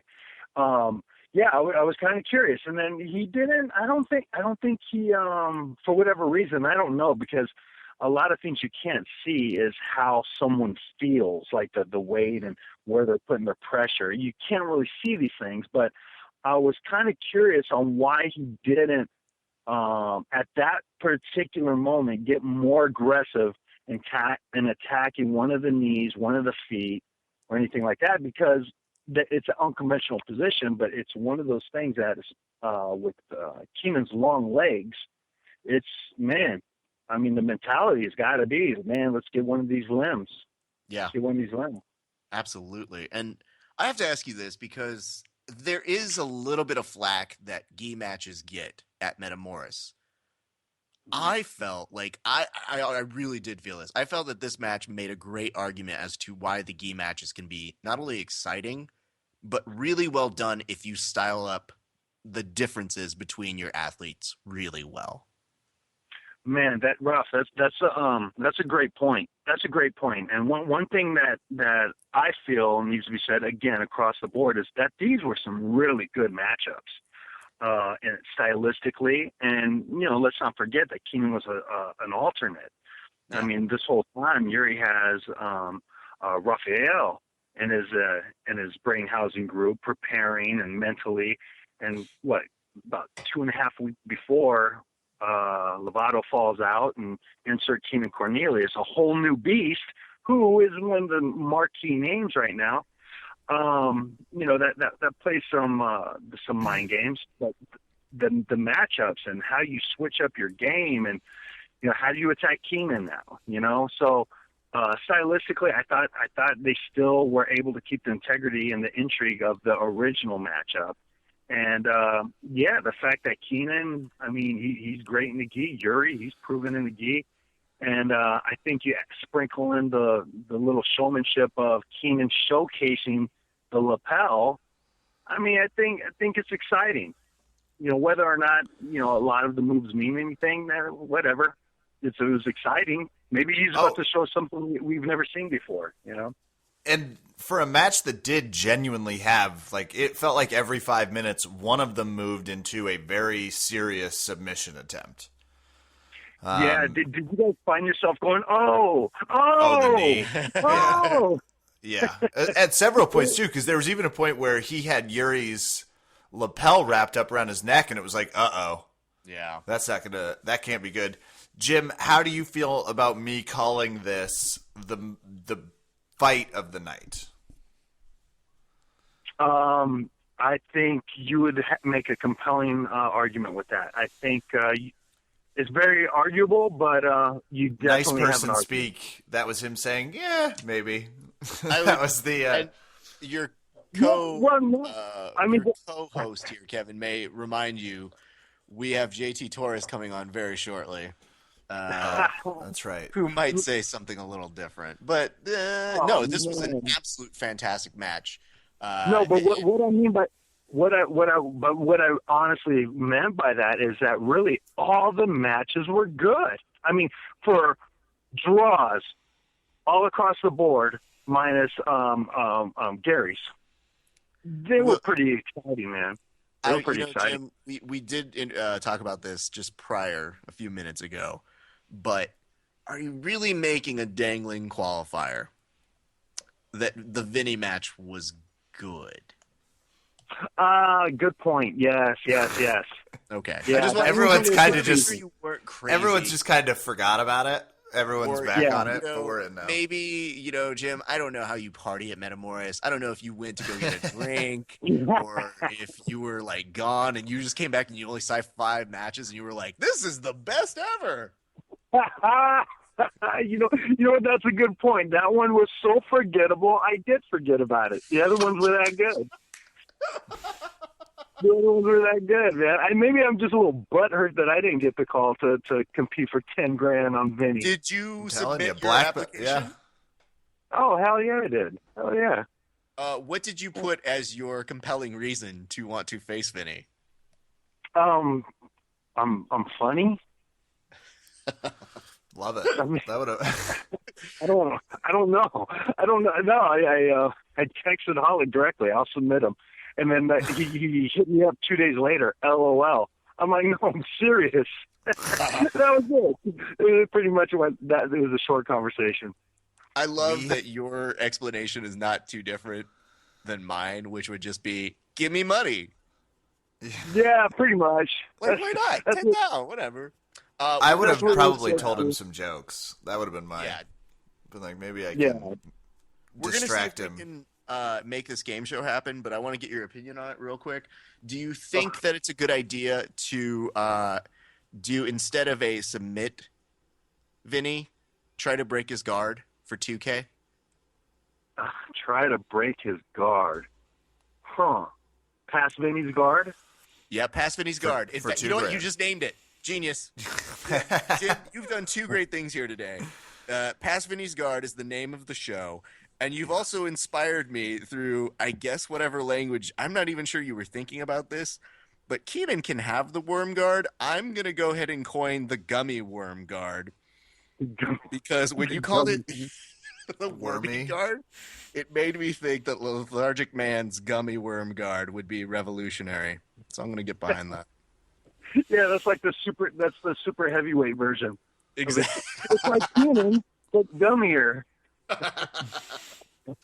Well, Jim, you've had a crazy day, and you slid us in, which we always appreciate. But we're gonna go ahead and get you out of here. People can still find you over at the Warriors Club. Yes, sir.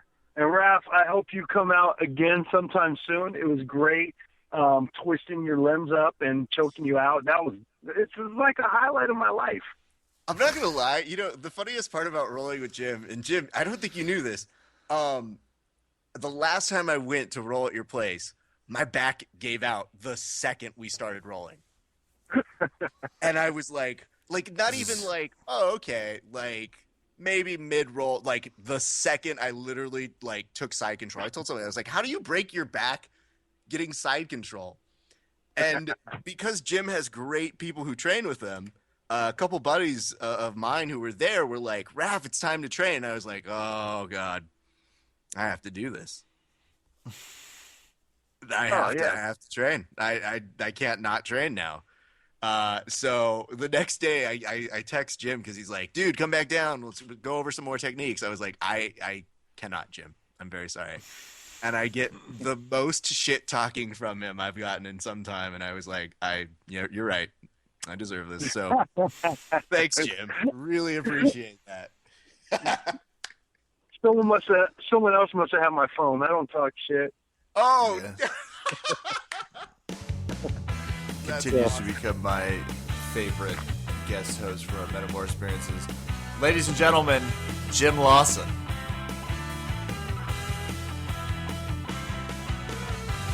Our obsession with Metamoris continues. And this next guest, we apologize. We've had some big names on this podcast, so at times it can be hard for us to fill in the blanks. yeah. That's true. So we're doing our best, and if you haven't heard of this guy, I completely understand. So sorry, guys. I really Yeah. try and book the best people. Yeah, But this is a we last do our best. At times it can be hard. We don't always find the best-looking, most talented person to interview. That can be hard at times. So, unfortunately, they can't all be winners. But in this case, from Odd Toast Jiu-Jitsu, he's won a few things. You might know him. JT Torres, here to help review the JT Torres-Rory McDonald match. JT, how are you doing this evening? I'm doing excellent. How are you guys doing? Doing great. We appreciate you coming on to review. Obviously, we were being a little facetious because we did find the most talented, best-looking jiu-jitsu fighter we could to review You guys this. sure did. Also, by the way, the extra footage they showed in between your match was really funny. It was you working with the kids and them kind of attacking you while you're not paying attention. Yeah, man, that kid at S, man, he's a handful. He's one of my students in the preteen class. I just remember saying, as I was watching it at home, JT, he's just a child. Leave him alone. JT, how was the Metamoris experience as a whole? It's amazing as usual. This is the second one I fought in, and they really make you feel like you are a pro athlete, and that's how they treat you, which is pretty cool, especially to see that in jiu-jitsu, where jiu-jitsu is still working up to be on that level across the board. So great event, great experience. I had a lot of fun. So if you're speaking objectively, What are your interpretations of this match between JT Torres and Rory McDonald? It was a good match, very good match. I think it was exciting. I think the fans enjoyed it. When I watched it from the outside, when I watched it on YouTube the next day, I thought it was pretty exciting too. Whoa, JT, I'm sorry. Where did you watch it again? On YouTube. Okay, JT, we need to have a chat. You do understand that sometimes the jiu-jitsu athletes don't make money. That's true. So maybe, I don't know. Maybe you watched it on Metamoris.com. Actually, I did watch it the first time on Metamoris.com. I watched the replay. I watched it a few times, actually. And then later on down the road, I saw it on YouTube, like on my Facebook feed. And I just watched it again. Ladies and gentlemen, the thoughts and expressed statements by JT Torres do not reflect those of Verbal Tap Podcast or Metamoris.com. But JT, so when this is going on, I don't think we're being facetious when we say Rory McDonald looked a little bit bigger than you. Is that an accurate statement? More than accurate. Actually, when I was standing on the stage there, they called me out first, and he was coming out, after me. I'm just there waiting, and then when they call him out, he comes out, and I'm just like, this guy looks huge, And we agreed to fight at 190, and I had training partners around 190 to help me prepare for him, and he just looked way bigger than them, which I was like trying to do the math in my head, and I'm like, this doesn't seem right, but I said, I don't know, I don't know if he's 190 or not, but we're going to fight now. So I just went along with it. And you're being a gentleman because, you're a jiu-jitsu fighter, so you were going to fight regardless. And we know that from your first match when you picked up the match in like a week and a half because Keenan had gotten injured and someone else had gotten injured before that. So obviously you'd fight regardless. But can I just take a guess at what his weight was? Just from a pure – this is fun. And I genuinely put him on the scale as they walk out because what they called Chael Sonnen's weight at was complete bullshit. And you just know they're lying. And it was like with Rory, it's like Rory looks 220, 215, and I'm being generous. Because we've seen Rory. We've seen him at weigh-ins, and look at him when he weighs in at 170, and he is ripped. There's no water weight, there's no nothing. He looked, obviously not out of shape, but he looked a little bit more healthy. Saturday night healthy's the worst way to put it. Yeah, that's the nice way of putting it, especially right before Thanksgiving, because who knows he what looked he's going to be big-boned this weekend. Yeah, what I'm saying is he looked big-boned. He looked like, not wearing his skinny jeans that night is my point. Yeah, and that was, what were you weighing as you came in? 170. Yeah.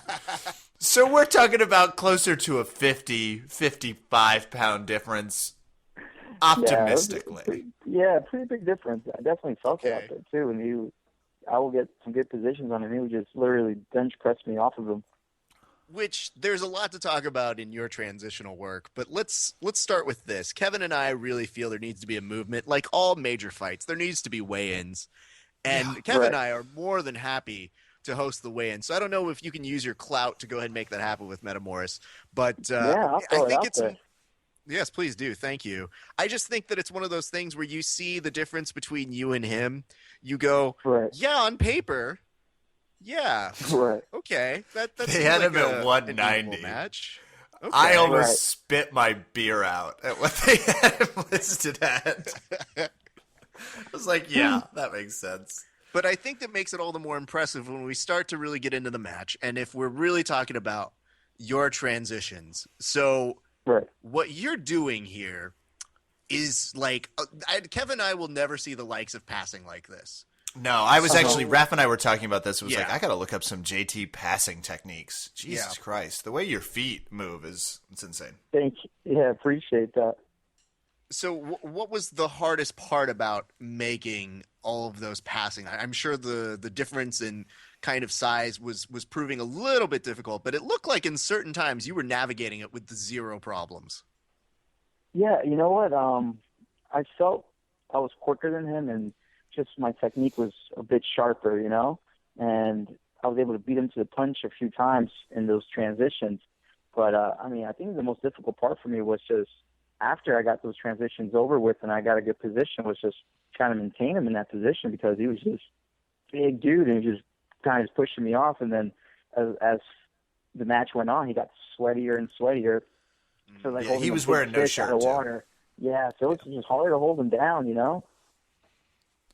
You found some success when you decided to go ahead and just triangle him. Yeah.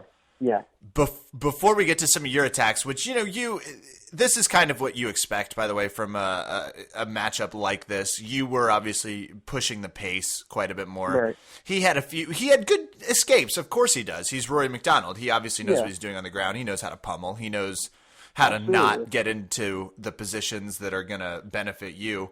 That said, you obviously were never in any sort of danger. The only question I had about the scissor takedown, the sort of leg scissoring he was doing, that position's supposed to put him in more of and they were using Anderson Silva comparisons, and it's like, no, he didn't come up with a heel hook. Like, JT looked mildly annoyed by it, but not at all surprised. What was your reaction when he started busting out the sort of that reverse scissor technique? I mean, the first thing that went through my head was like, man, I hope he doesn't break my leg right now doing this thing. Sure. I have like this huge dude just flying his entire body towards my knee. But other than that, I didn't really mind too much because I wanted him on his back, you know?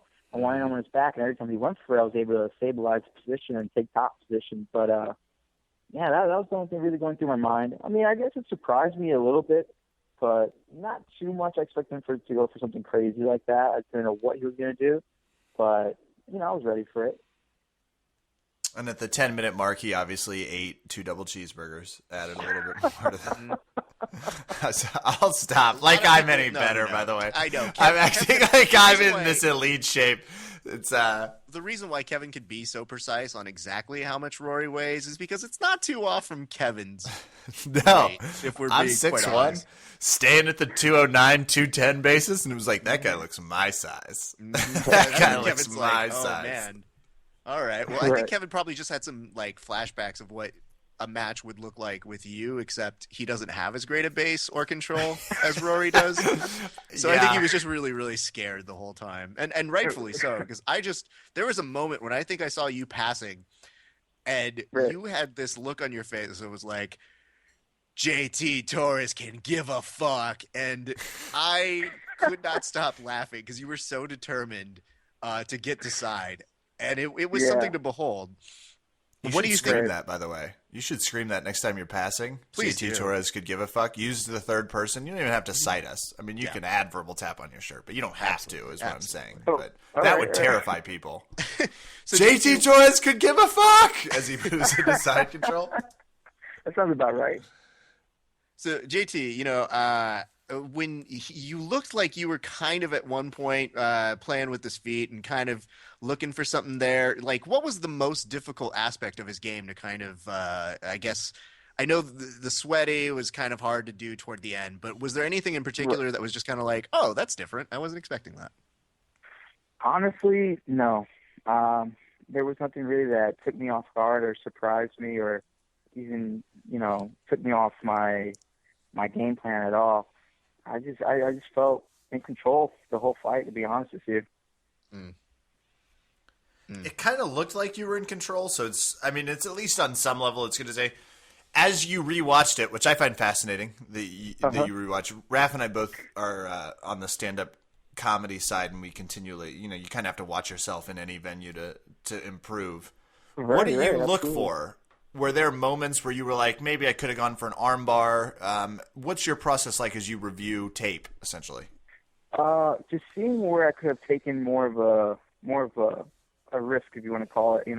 Like you said, maybe I should have gone for an arm lock a little earlier, or maybe I should have gone for the leg lock a little later in the match. Things like that. I just try to pick apart where I made mistakes and where I can improve. Anything you saw that you could kind of talk us through? Was there a moment you were like, damn it, why didn't I go for this? Or by and large, did you feel like, well, his weight distribution, anything like that? What? Looking back at the match, I wish I would have come up to my 2 knees a little sooner when I had the Kimura. Even though I felt it was super tight, but I just wish I came up a little bit sooner, and it could have been the difference. You know, we will never know. But that's the only thing that I saw that I wish I could have go back and just redo. You know, I think the fun part that we heard about from Rory afterwards is he looked like he had a blast. He looked like a kid who just had an exhibition game. It was just like, that was fun. Let's do that again. But the one thing I think he said that really threw everybody was, I would have let JT break my arm. Yeah. I'm sure Dana was interested to hear that. Dana White was probably like, excuse me? You would have what? I guess my question to you is, your reaction? My reaction was, I was a little taken back by it. Do I think he meant it 100%? No, I don't think so. I mean, I don't think so, but I really don't know at the same time, which makes it very interesting, you know? Yeah, I was surprised about that, you know? But, I mean, he told me his arm hurt after the match, and a lot of people saw him just holding his arm in the post-injury right there on the mat, so I don't know how true it is. I think he would have tapped if his arm didn't, you know, like flip out of the lock that I had him in. I guess it was just a weird thing to pronounce afterwards, especially when you're saying it with such, like, youthful enthusiasm of like, yeah, I'd let him break my arm. Fun. I'm a fighter. No big deal. Who needs an arm to punch? I'm just up for the title, so fuck it. Who this needs is the arm worth for it. the title? Right, exactly. That would have been a fantastic. Do you guys see each other at all before the match? Is there any conversation before, or was it pretty much you just saw him when you got out there? We saw each other at the rules meeting briefly, you know, kind of just shook hands, and he was fully clothed when I saw him there, so I didn't really get to see how big he was, really. But, yeah, we just had a few words, introduced ourselves, like, hey, how you doing? Nice to meet you. And that was about it. And after the match, we spoke a little bit more, and he seemed like a nice guy, you know, but not too much words were traded between the two of us. I do like that you really make sure to emphasize he was fully clothed when I met him, which I guess I would hope most people are when they meet you. I thought went without saying, but I think I see what he's talking about. Sure. It's possible. And I guess we've all heard the rumors. Rory likes to just walk around in a robe before things. We've heard it. Yeah, everybody knows about that. Yeah, probably, right? But I guess the other half of that statement is maybe this is the learning part of jiu-jitsu for you, JT, is that next time you have an opponent and you see him at a rules meeting, you go, excuse me, do you mind disrobing for me real quick? I just want to check weight. I'd like to do a little look-see. Just want to get a little inspection under the hood. No big deal. I just want to see what you're coming in. Spare tires there? All right. I know what tomorrow's about then. I just remember when Galvo fought Sonnen. They had Sonnen listed at like 205 or 210, something ridiculous. Yeah, and it was way. Go fuck yourselves. He walks around at a clean 240, 250. He's honest about that. Like, we know these things about fighters. And we love the fact that in the photos the next day, Chael Sonnen was like clutching his chest and like folding his arms in a way that like a female may do to prevent a wardrobe malfunction, one might say. As to not show the little bit of extra pudge that may be around the areas. So we had a good laugh at that expense. But now I guess funny. You and Galvo can have a nice joke about that. Speaking of things that Atos can joke about, when are you guys going to start doing knee bar and leg lock escape seminars? Because it feels like everybody from you guys, when it looks really bad, somehow okay. Yeah, it's just really staying cool under pressure, you know? It's like they say, when you have a crazy situation, the worst thing you can do is panic. So that's the way the approach I take at it, and I'm pretty sure it's the same way Keenan looks at it too.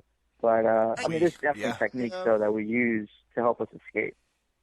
I mean, it was very impressive and helpful that Keenan puts out a video breaking down exactly why, he doesn't tap the leg locks, et cetera, or foot locks and knee bars. But You have to understand, and maybe you guys forget this, that the ordinary person might have tapped a couple times. It's like my purple belt ass would have signed a signature on a tap card and handed it to the referee. Like I would have, it's like been clear as day. I would have had it notarized if needs be. That's how tight that goddamn leg lock looked. Kevin T. Phillips hereby requests a forfeiture of the match.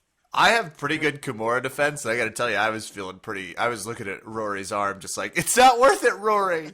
You're going to get paid so much more to fight in the UFC. Right. Don't make him do it. That would have been... Oh, man. You're also learning why I don't get to coach jiu-jitsu very often. That might be why. If I'm just on the side yelling, tap, Rory! Tap! Tap, tap. We got to start cutting weight for your next fight, like immediately. Tap! I would love for there to be a towel for them to just throw in for Rory. I think that's what they've realized that has to happen now. His Canadian passive aggressiveness. He's been like, I really wish you hadn't done that. It would have been great. As you finished, what was some of the cool reflections of the night? How did you feel as the match ends and everything winds down? It was entertaining as hell. I mean, that was the nice part. Like, it's fun to watch Rory. It's fun to watch you. It's especially fun to watch someone that just kind of doesn't stop attacking, which is what it looked like you were doing. How did you feel post-fight and post the experience? Any cool people you got to meet or anything like that? I got to meet Sakuraba. It was pretty cool. I mean, Henzo Gracie as well. I got, to mingle with those guys behind the backstage and all that. And that's always cool. Those guys are legends. Some guys that I grew up watching fight and do jiu-jitsu and MMA and kick each other in the head in pride, So it's pretty cool to see that and meet those guys in person and actually be able to fight on the same mat as them. So that was an experience in itself. After the match, I'll be honest with you guys, I was a little upset. I was like, man, I really thought I had that Kimura, and then what happened when I had the Kimura, I felt like I just lost, not lost the grip, where I lost his arm, like it popped out, like it slipped out. And I was just thinking about that all night, like, damn it, man, I could have had that submission, I should have had that submission. But other than that, it was a great experience. I was happy with my performance. It seemed like the crowd loved the match, which what matters most to me, that the fans enjoyed it. And if the fans enjoy it, I'm sure I'll be back on another card one day. Do you feel like little doubt? I understand, self-reflection and understanding and all of that. I mean, it's tough. It's anybody who understands the practice of watching tape or footage of themselves know it can be a chore, and that you really see those little moments where you're like, motherfucker. But yeah, exactly.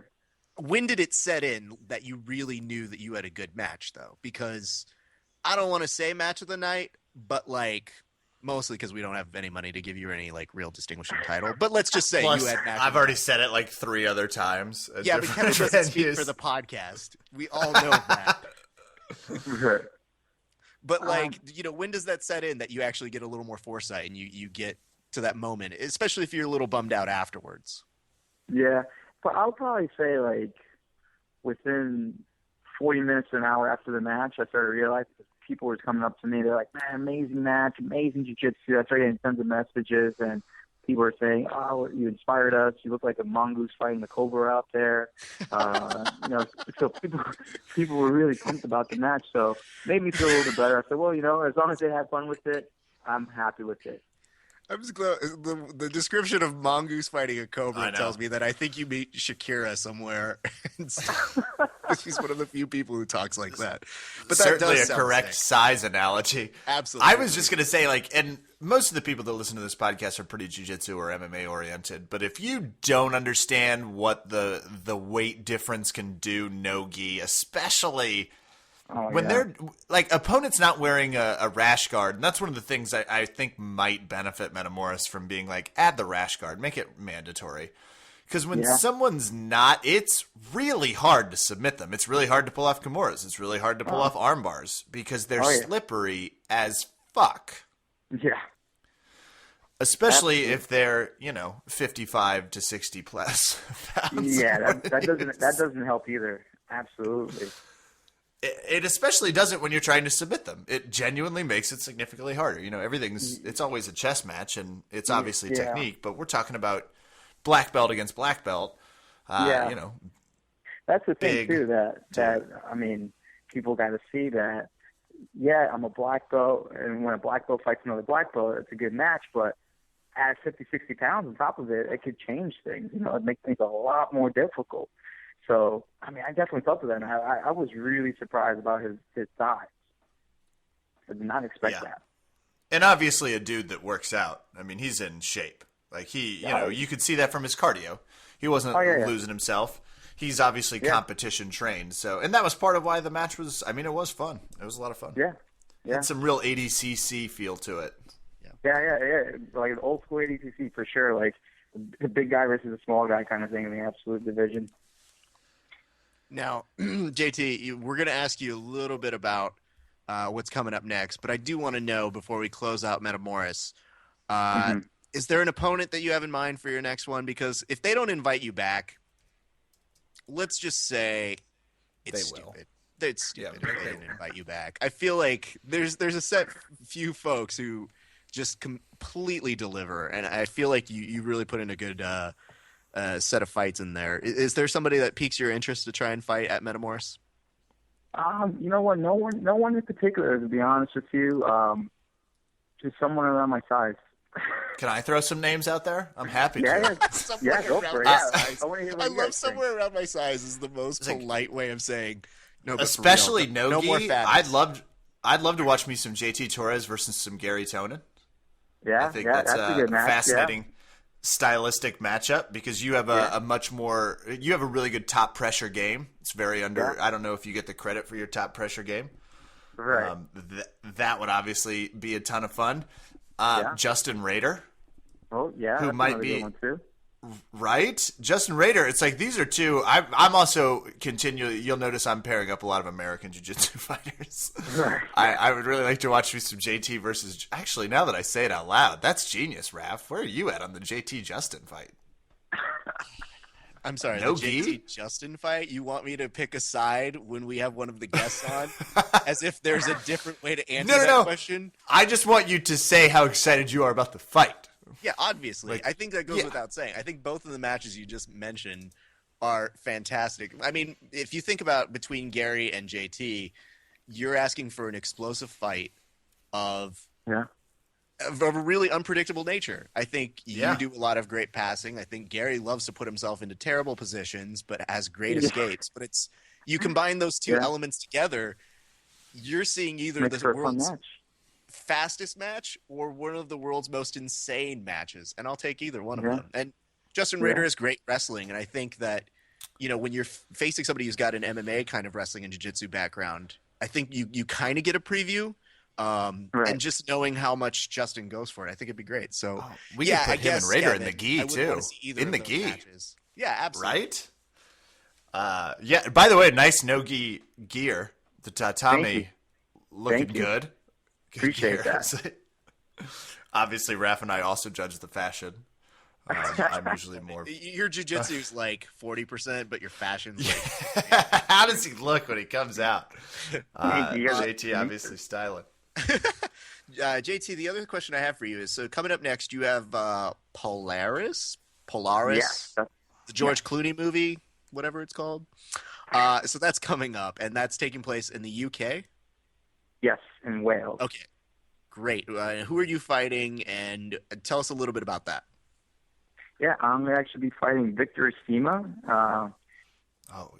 January 10th. That's the date. January 10th in Wales. And it's actually it's a 20-minute match. The first 15 minutes are submission only, and in the last 5 minutes, there's points. So it's a little different. I think it makes things a little bit more interesting.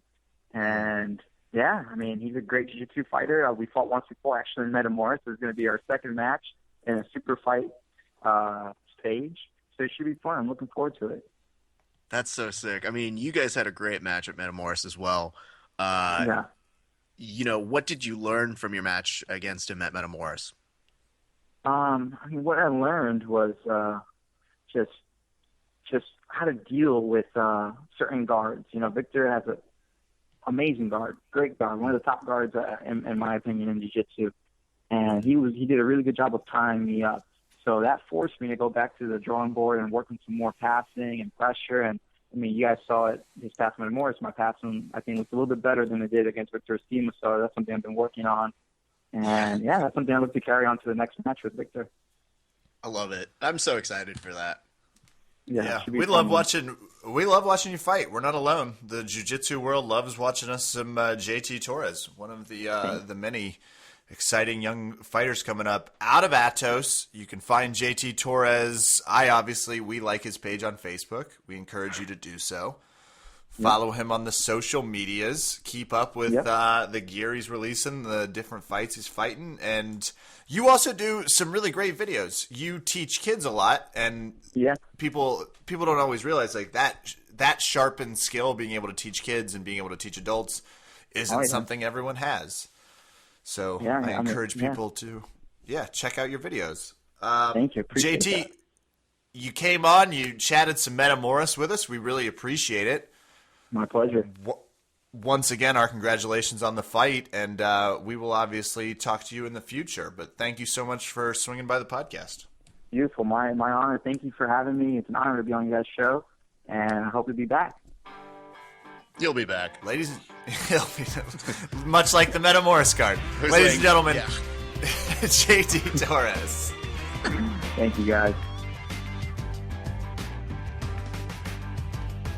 Verbal Tap, we are not just students of Metamoris, but we're students of the sport. So to fully analyze Kazushi Sakuraba, gotta be impressed I nailed the name right, versus Renzo Gracie, we thought fit to bring in someone that's choked me out upwards of, I'd say north of 150, 200 times. It gets hard to calculate over the course of like a single day.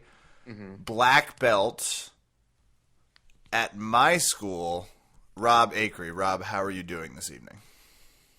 Guys, I'm doing really well, and thank you for having me on your show. Big fan. We're absolutely not doing it because I'm just nervous you're going to armbar me. So don't even let that creep into your head. That's obviously not why we had you on the podcast. Wait, Kevin, are you trying to feed him some kind of sympathy that you think he's going to take on you? Well, yeah, actually, if you're going to call out my strategy live on the air, it's big thanks to you, Raph. Now you're definitely in my head. It's like we had already set up a date to train tomorrow. We're both going to be at the gym, so if you could maybe hush up on the strategy, that would be helpful. I just love the idea that like he's going to give you a knowing look when he has the arm set up, and he's just going to be like, "Damn it, do I break this kid's arm?" Yeah. Or do I remember I was on his podcast? Break his arm. Why not do both? Or I feel like I might take a cue from one of Kevin's recent videos on Verbal Tap and go into some elaborate detail of some injury and use that as an excuse to avoid Kevin. Good stuff. Okay.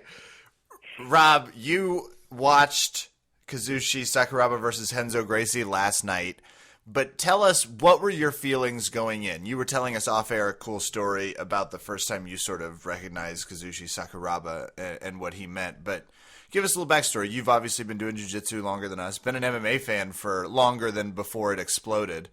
What were your expectations coming into the fight?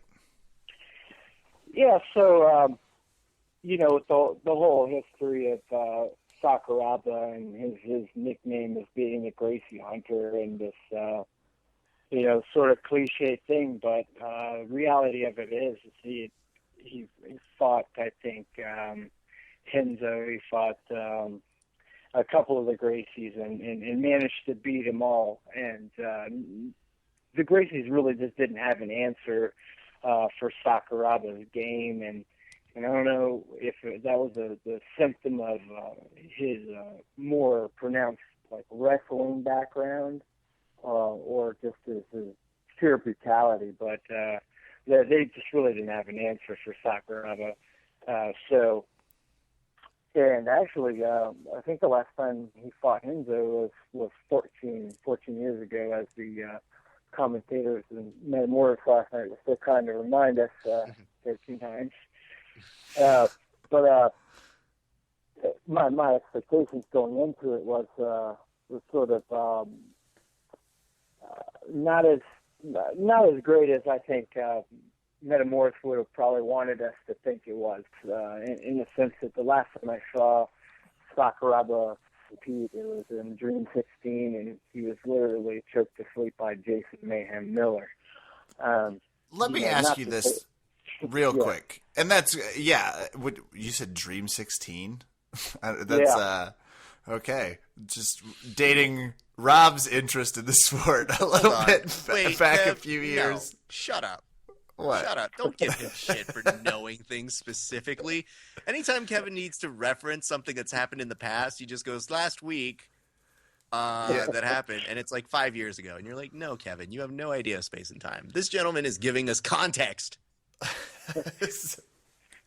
But my question specifically is, because they fought MMA before this, meaning you could knock the shit out of each other with fists and legs, does that take the bite off of just it being a grappling match a little bit?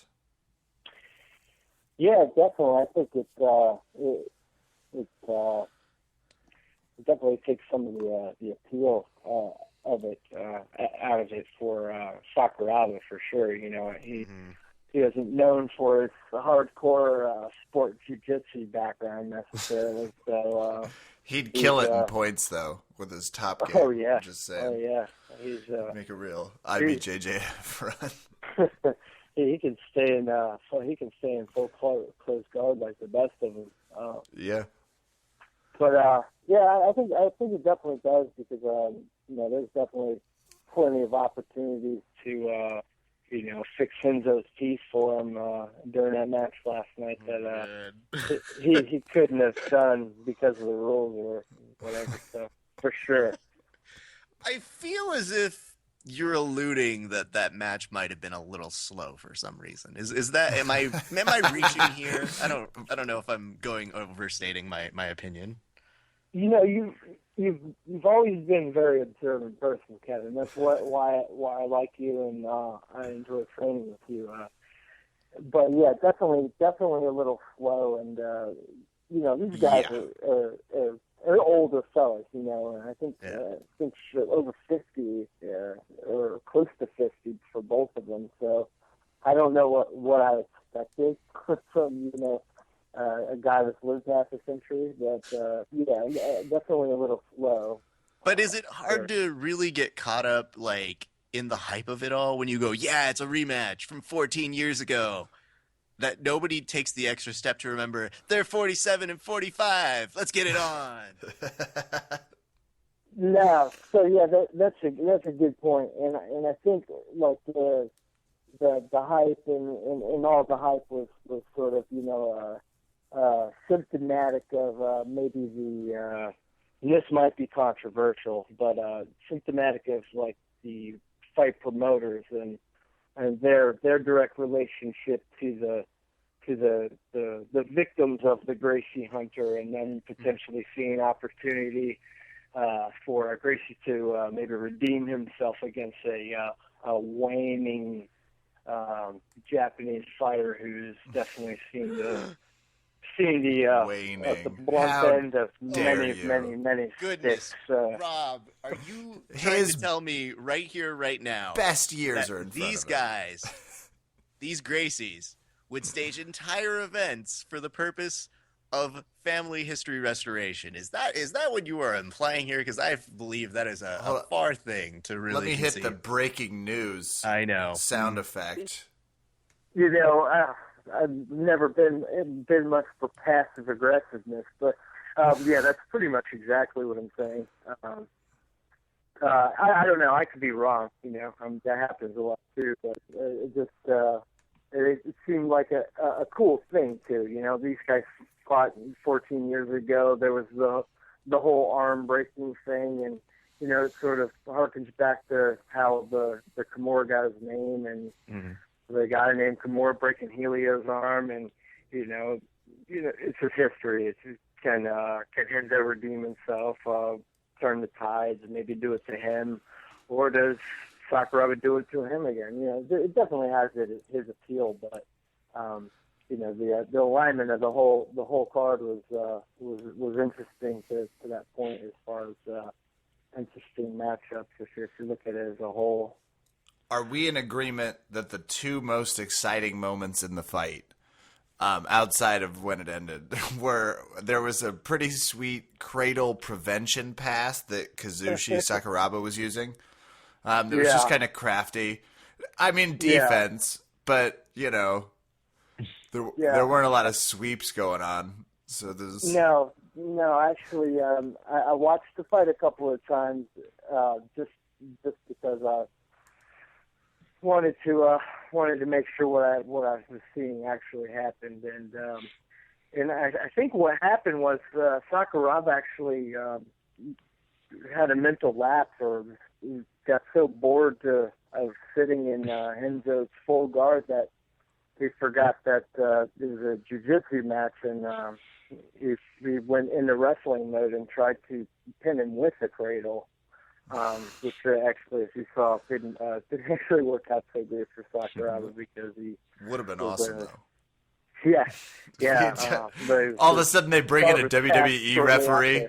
Yeah, he just hits the tap 3 times, calls it. There we go. Yeah.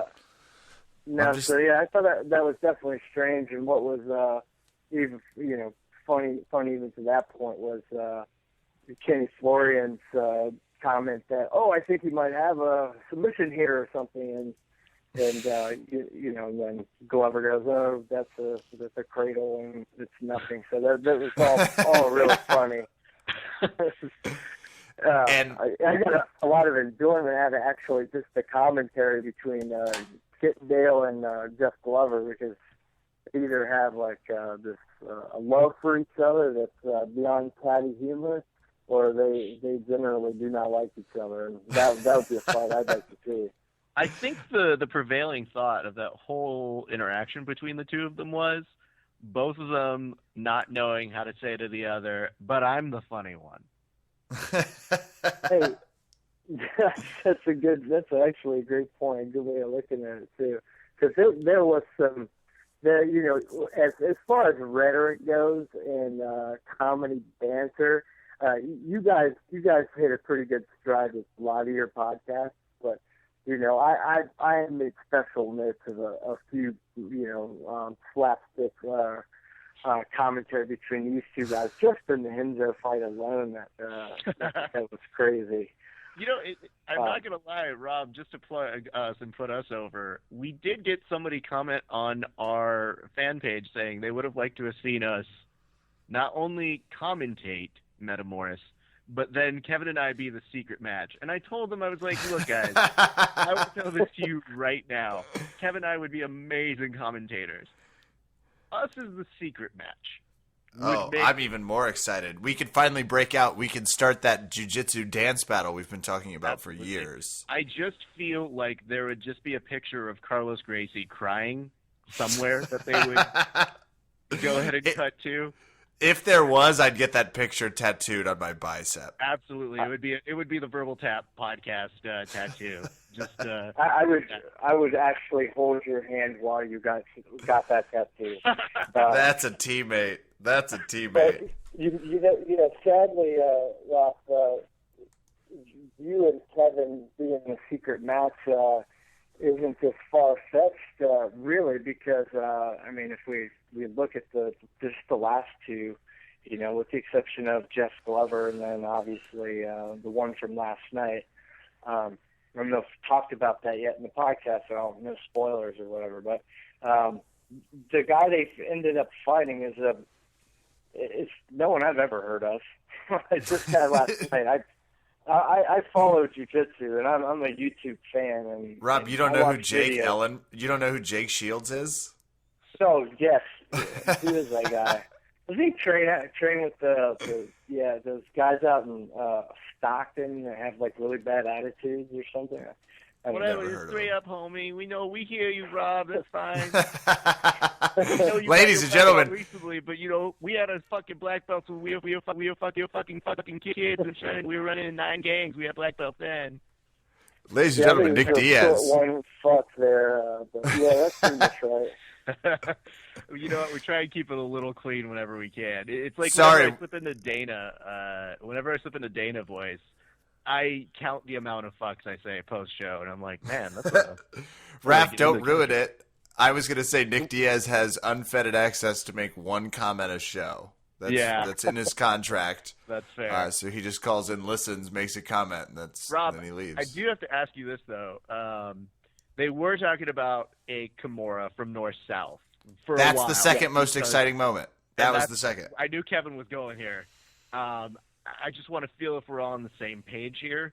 How much wishful thinking do you think was happening, not at the commentary booth, but behind the scenes with every Gracie in attendance? Oh God, there's no doubt that every person, all those people you just mentioned, including the audience members, were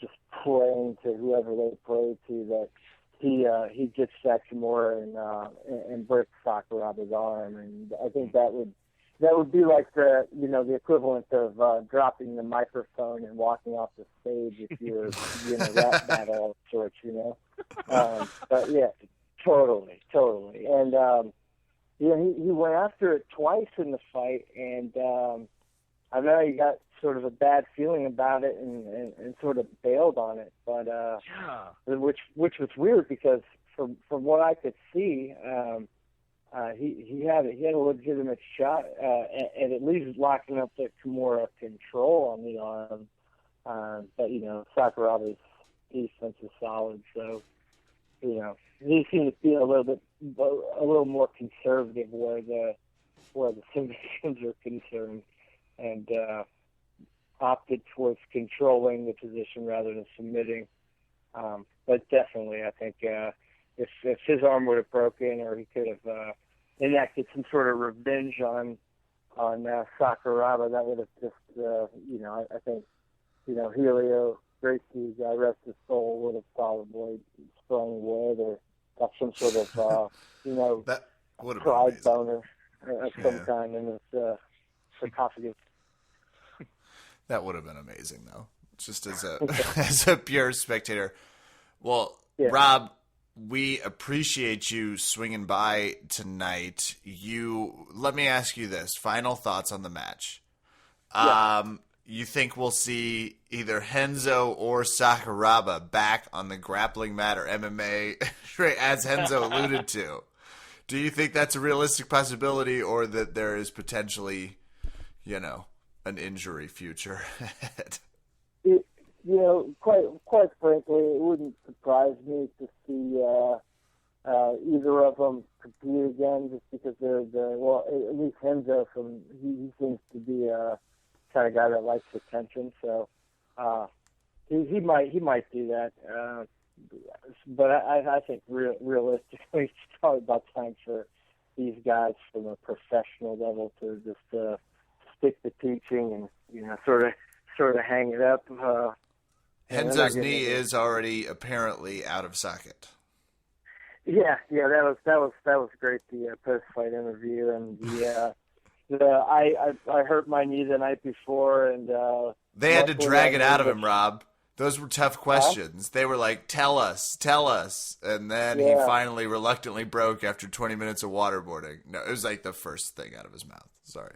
What I thought was absolutely hilarious. And I don't know, you guys probably caught this, but he mentioned something, name drops the sheik of the ADCC. And if I'm not mistaken, I got to watch it again, but he more or less admitted that the sheik from ADCC gave him a narcotic pain medicine that he had to take the day before in order to roll. Yeah. So, Renzo admitted to being on drugs. We heard that, too. Rob, you hear the same things I hear, which is, it is truly a shame there is no press here to ask these follow-up questions. AKA, Jake Shields, I'm sorry, this match was set last week. The secret match was made a week ago? Yeah. Okay. And then when Renzo's saying, I just put something in my body, no big deal. Not Braulio kind of level of stuff, guys, but, I don't know, something's in here. You can't pronounce what Braulio was taking, but Vicodin's pretty simple, I think, or whatever. Yeah, it's crazy. It's a very strange world. I do want to ask you this though, before we start to close on out. Rob, what credence do you give that knee excuse or explanation? And more importantly, as someone who's been around the sport for a little while, what are really the odds of you suggesting to somebody competing to be training the day before? These are, I must say, these are excellent questions. Absolutely, you're definitely not trained the night before, the day before. I mean, you just run the risk of, doing exactly what he claims he did. As far as the knee injury, I whether that might be true, it might not be true, but the one factor that doesn't change whether the knee was hurt or not is he couldn't really put any sort of offense on Sakuraba. Couldn't really do anything to hurt him, or couldn't finish the fight. Really never had him in any sort of danger, really. Maybe a couple of times when he triangled the head and was going for the arm, but sure. I view it more as maybe an excuse as a reason he didn't finish the fight, and his way of justifying to himself maybe that why he didn't do as well as maybe he thought he could have. But if it's a legit knee injury and your knee's hurting really bad, the last thing I'm doing as a jiu-jitsu guy is like locking my legs behind someone's torso so they put a lot of freaking pressure on my knee that's apparently hurting so bad. So I don't know. I just don't buy it, I guess. But yeah. Well, I don't know. Here's hoping he lets us all in on the secret of where he got that good stuff from, so we can start bottling it and suckling it after training ourselves. Rob, we appreciate you stopping by this evening. Ladies and gentlemen, you can find Rob at I Acree. appreciate it. I just want to say, Rob, with Kevin's been so great with my side on all the people I train with, and it always feels like you guys are an extension of our camp over here in LA. So thank you so much for all of your support. It truly is appreciated all the way out here from the West Coast. No, absolutely, guys, and Kevin and I have been friends and training partners for a long time, and he just happens to be one of the funniest guys I know. So imagine my surprise when I heard he's doing this podcast and find out there's actually somebody funnier than him. Very helpful. Man. So no, it's an absolute pleasure, guys. You guys are doing awesome stuff, and Thanks, I wish I was able to think of something like this on my own. But you guys keep doing the good stuff. I'm going to keep listening, and you guys are rocking. That's too completely nice. And I guess before we get out of here, one last question: if say you were to roll with Kevin in a couple weeks, what would you say are his weaknesses? What would you say?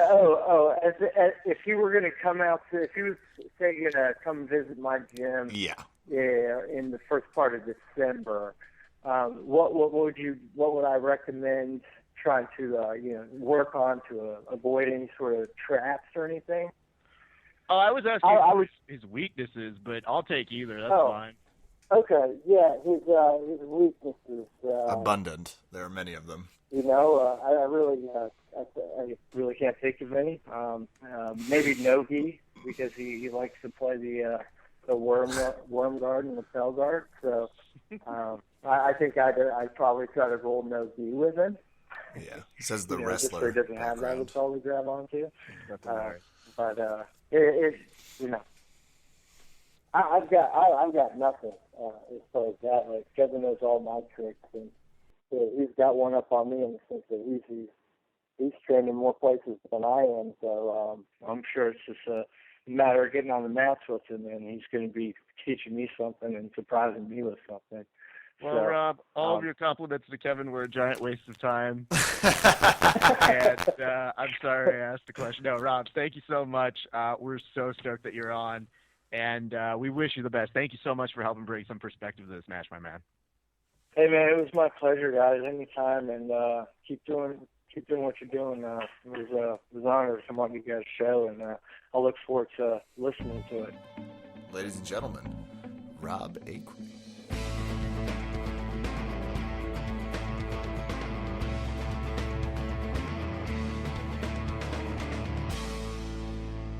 Raph, what a podcast we've had thus far.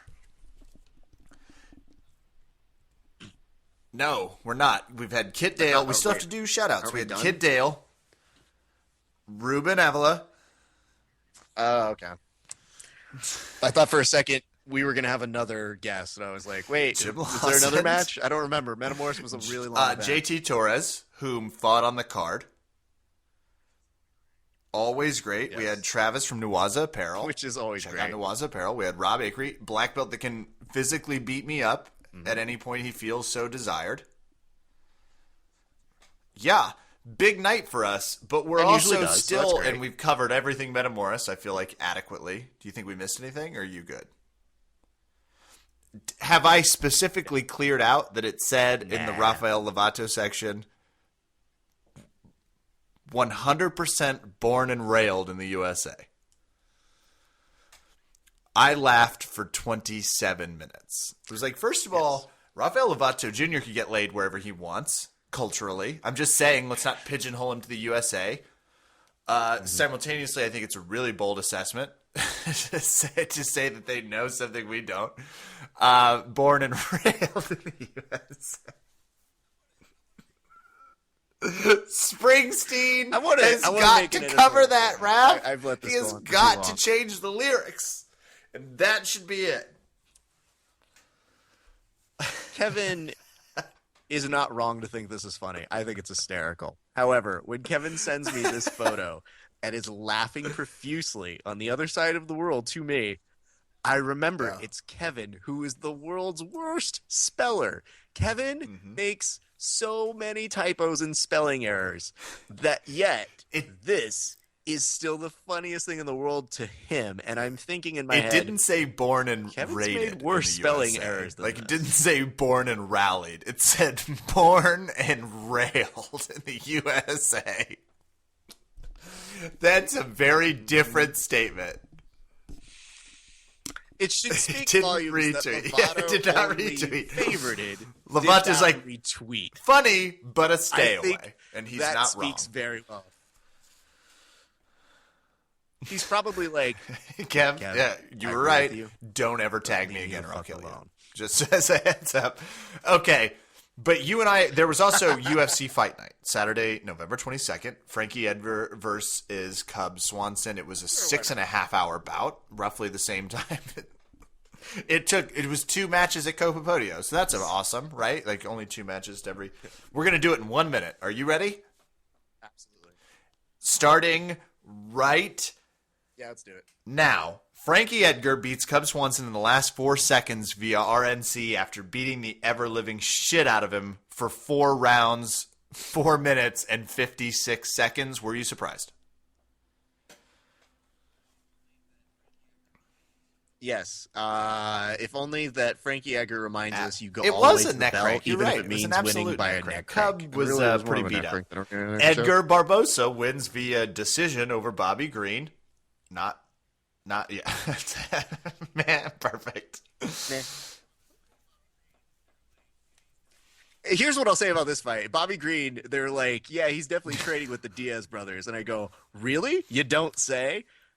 The complaining That that explains the his opponent attitude. is running Yeah. away and running their mouth when they're losing the fight. Camus Diaz beats brothers? Pickett.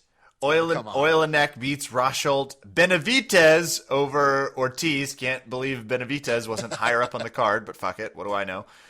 Wyman versus Valley Flag. Yeah. Etc. Matt And also, Ramo Paige Van Zandt beats had a Cooper great to fight. land.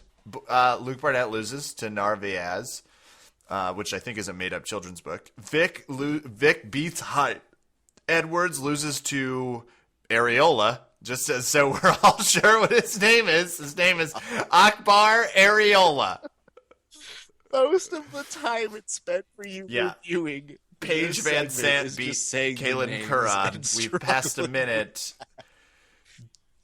Timeout. Ladies and gentlemen, One this is more what fight. I am trying One to more explain fight. to you. Born and raised. Do Ho Born and Choi raised by the beats Juan Pewing. Do Ho Choi. I don't think I got that right. 1 minute we did that. So, thank yous and good nights, otherwise known as shoutouts. Obviously, the aforementioned crew that helped us review Metamoris. Big shout outs to each and every one of them. We really appreciate it. BJJ Finder over there, housed by Andrew Correa. World's premier jiu-jitsu site locator. Plug in your zip code. Find jiu-jitsu gyms near you. Rated and reviewed by jiu-jitsu practitioners. Really helpful. DJJ and MMA Academy out there in Chantilly. VA. Love to be back training. It's been a blast. And, of course, Raph, I'm excited about coming out to LA next week. I'm excited to have you out here. So it'll be a lot of fun. I think that absolutely. transitions That's what I nicely was into going saying my shout-outs, yeah? All right, let's Viva! thank Valley Martial Arts Center. I want to give a big shout-out to An Hassan, impossible who's been face taking to over fill. for John in our day classes and is just killing it. We had... Good looks. What's that? Yeah, I mean, That's it's it. very difficult Obviously. to fill Not talent or John's, you know, good looks and whatever. Hassan's doing it, though. Hassan had a great no-gi class today, and, you know, our school doesn't necessarily have a no-gi specific class, but he's just killing it. Really, really fun. I want to shout out my little cousin Marty, who came down to train with us today. He is a killer with his wrestling. Just straight up killer.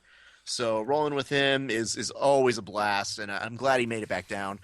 Big thanks to everybody who came out to Travis Connolly's seminar.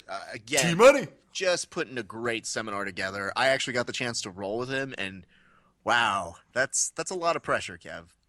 Yeah, I rolled with him when I trained at KCBJJ, and that was last December when I was out there for the holidays. And it was just, yeah, it's not fair. Like, he's got a very, very specific style of, like, all of a sudden you go from 0 to, where are you taking me? Where are we going? There's not a lot I of was in great control. decisions that can be made against him. No. No, it's a fun time though. So he came, he stayed out here. It was really, really a delight to host. It's always good to see people at these jiu-jitsu things and to meet new people. So everybody was so great. I got to see old friends, made some new friends, rolled with people. It was great. So I want to thank everybody who came out to that. And, you know, I'm going to save this story for next week. I'm going to save, I actually went to go train at Jean-Jacques, and that was a super blast. So I will tell you guys about that one when Kevin will be out here in Los Angeles. And Kevin, what are we celebrating? Our 100th episode. You guys. Numero 100. You said we couldn't do 100. Everyone said we couldn't do 100. This They is were so great. shocked we did 20. They were borderline catatonic when we did 50. It's 75 was just yeah. a blur. Absolutely. You know, it was like being 21. Hard to remember. And now we're almost to 100. Yep. So we're putting together some fun things for you guys. I think you're going to enjoy the show that we have for you. It's honestly, it's been a blast. And Kev and I are actually, we're going to get to train a little bit. We're going to get to talk with some people. So we're going to try and bring you guys as much coverage and stuff of that as it's going on. But I, for one, am stoked to see my buddy out here.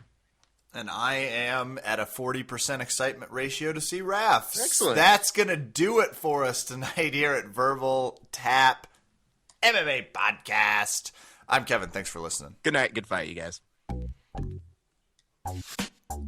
Raph, do you have anybody else we could just talk Metamoris with? Maybe we should do like another hard 30. Oh, I'm sorry, Kevin. I didn't realize booking great guests was a problem Any for the show. referees you want to throw into the mix here? What a referees.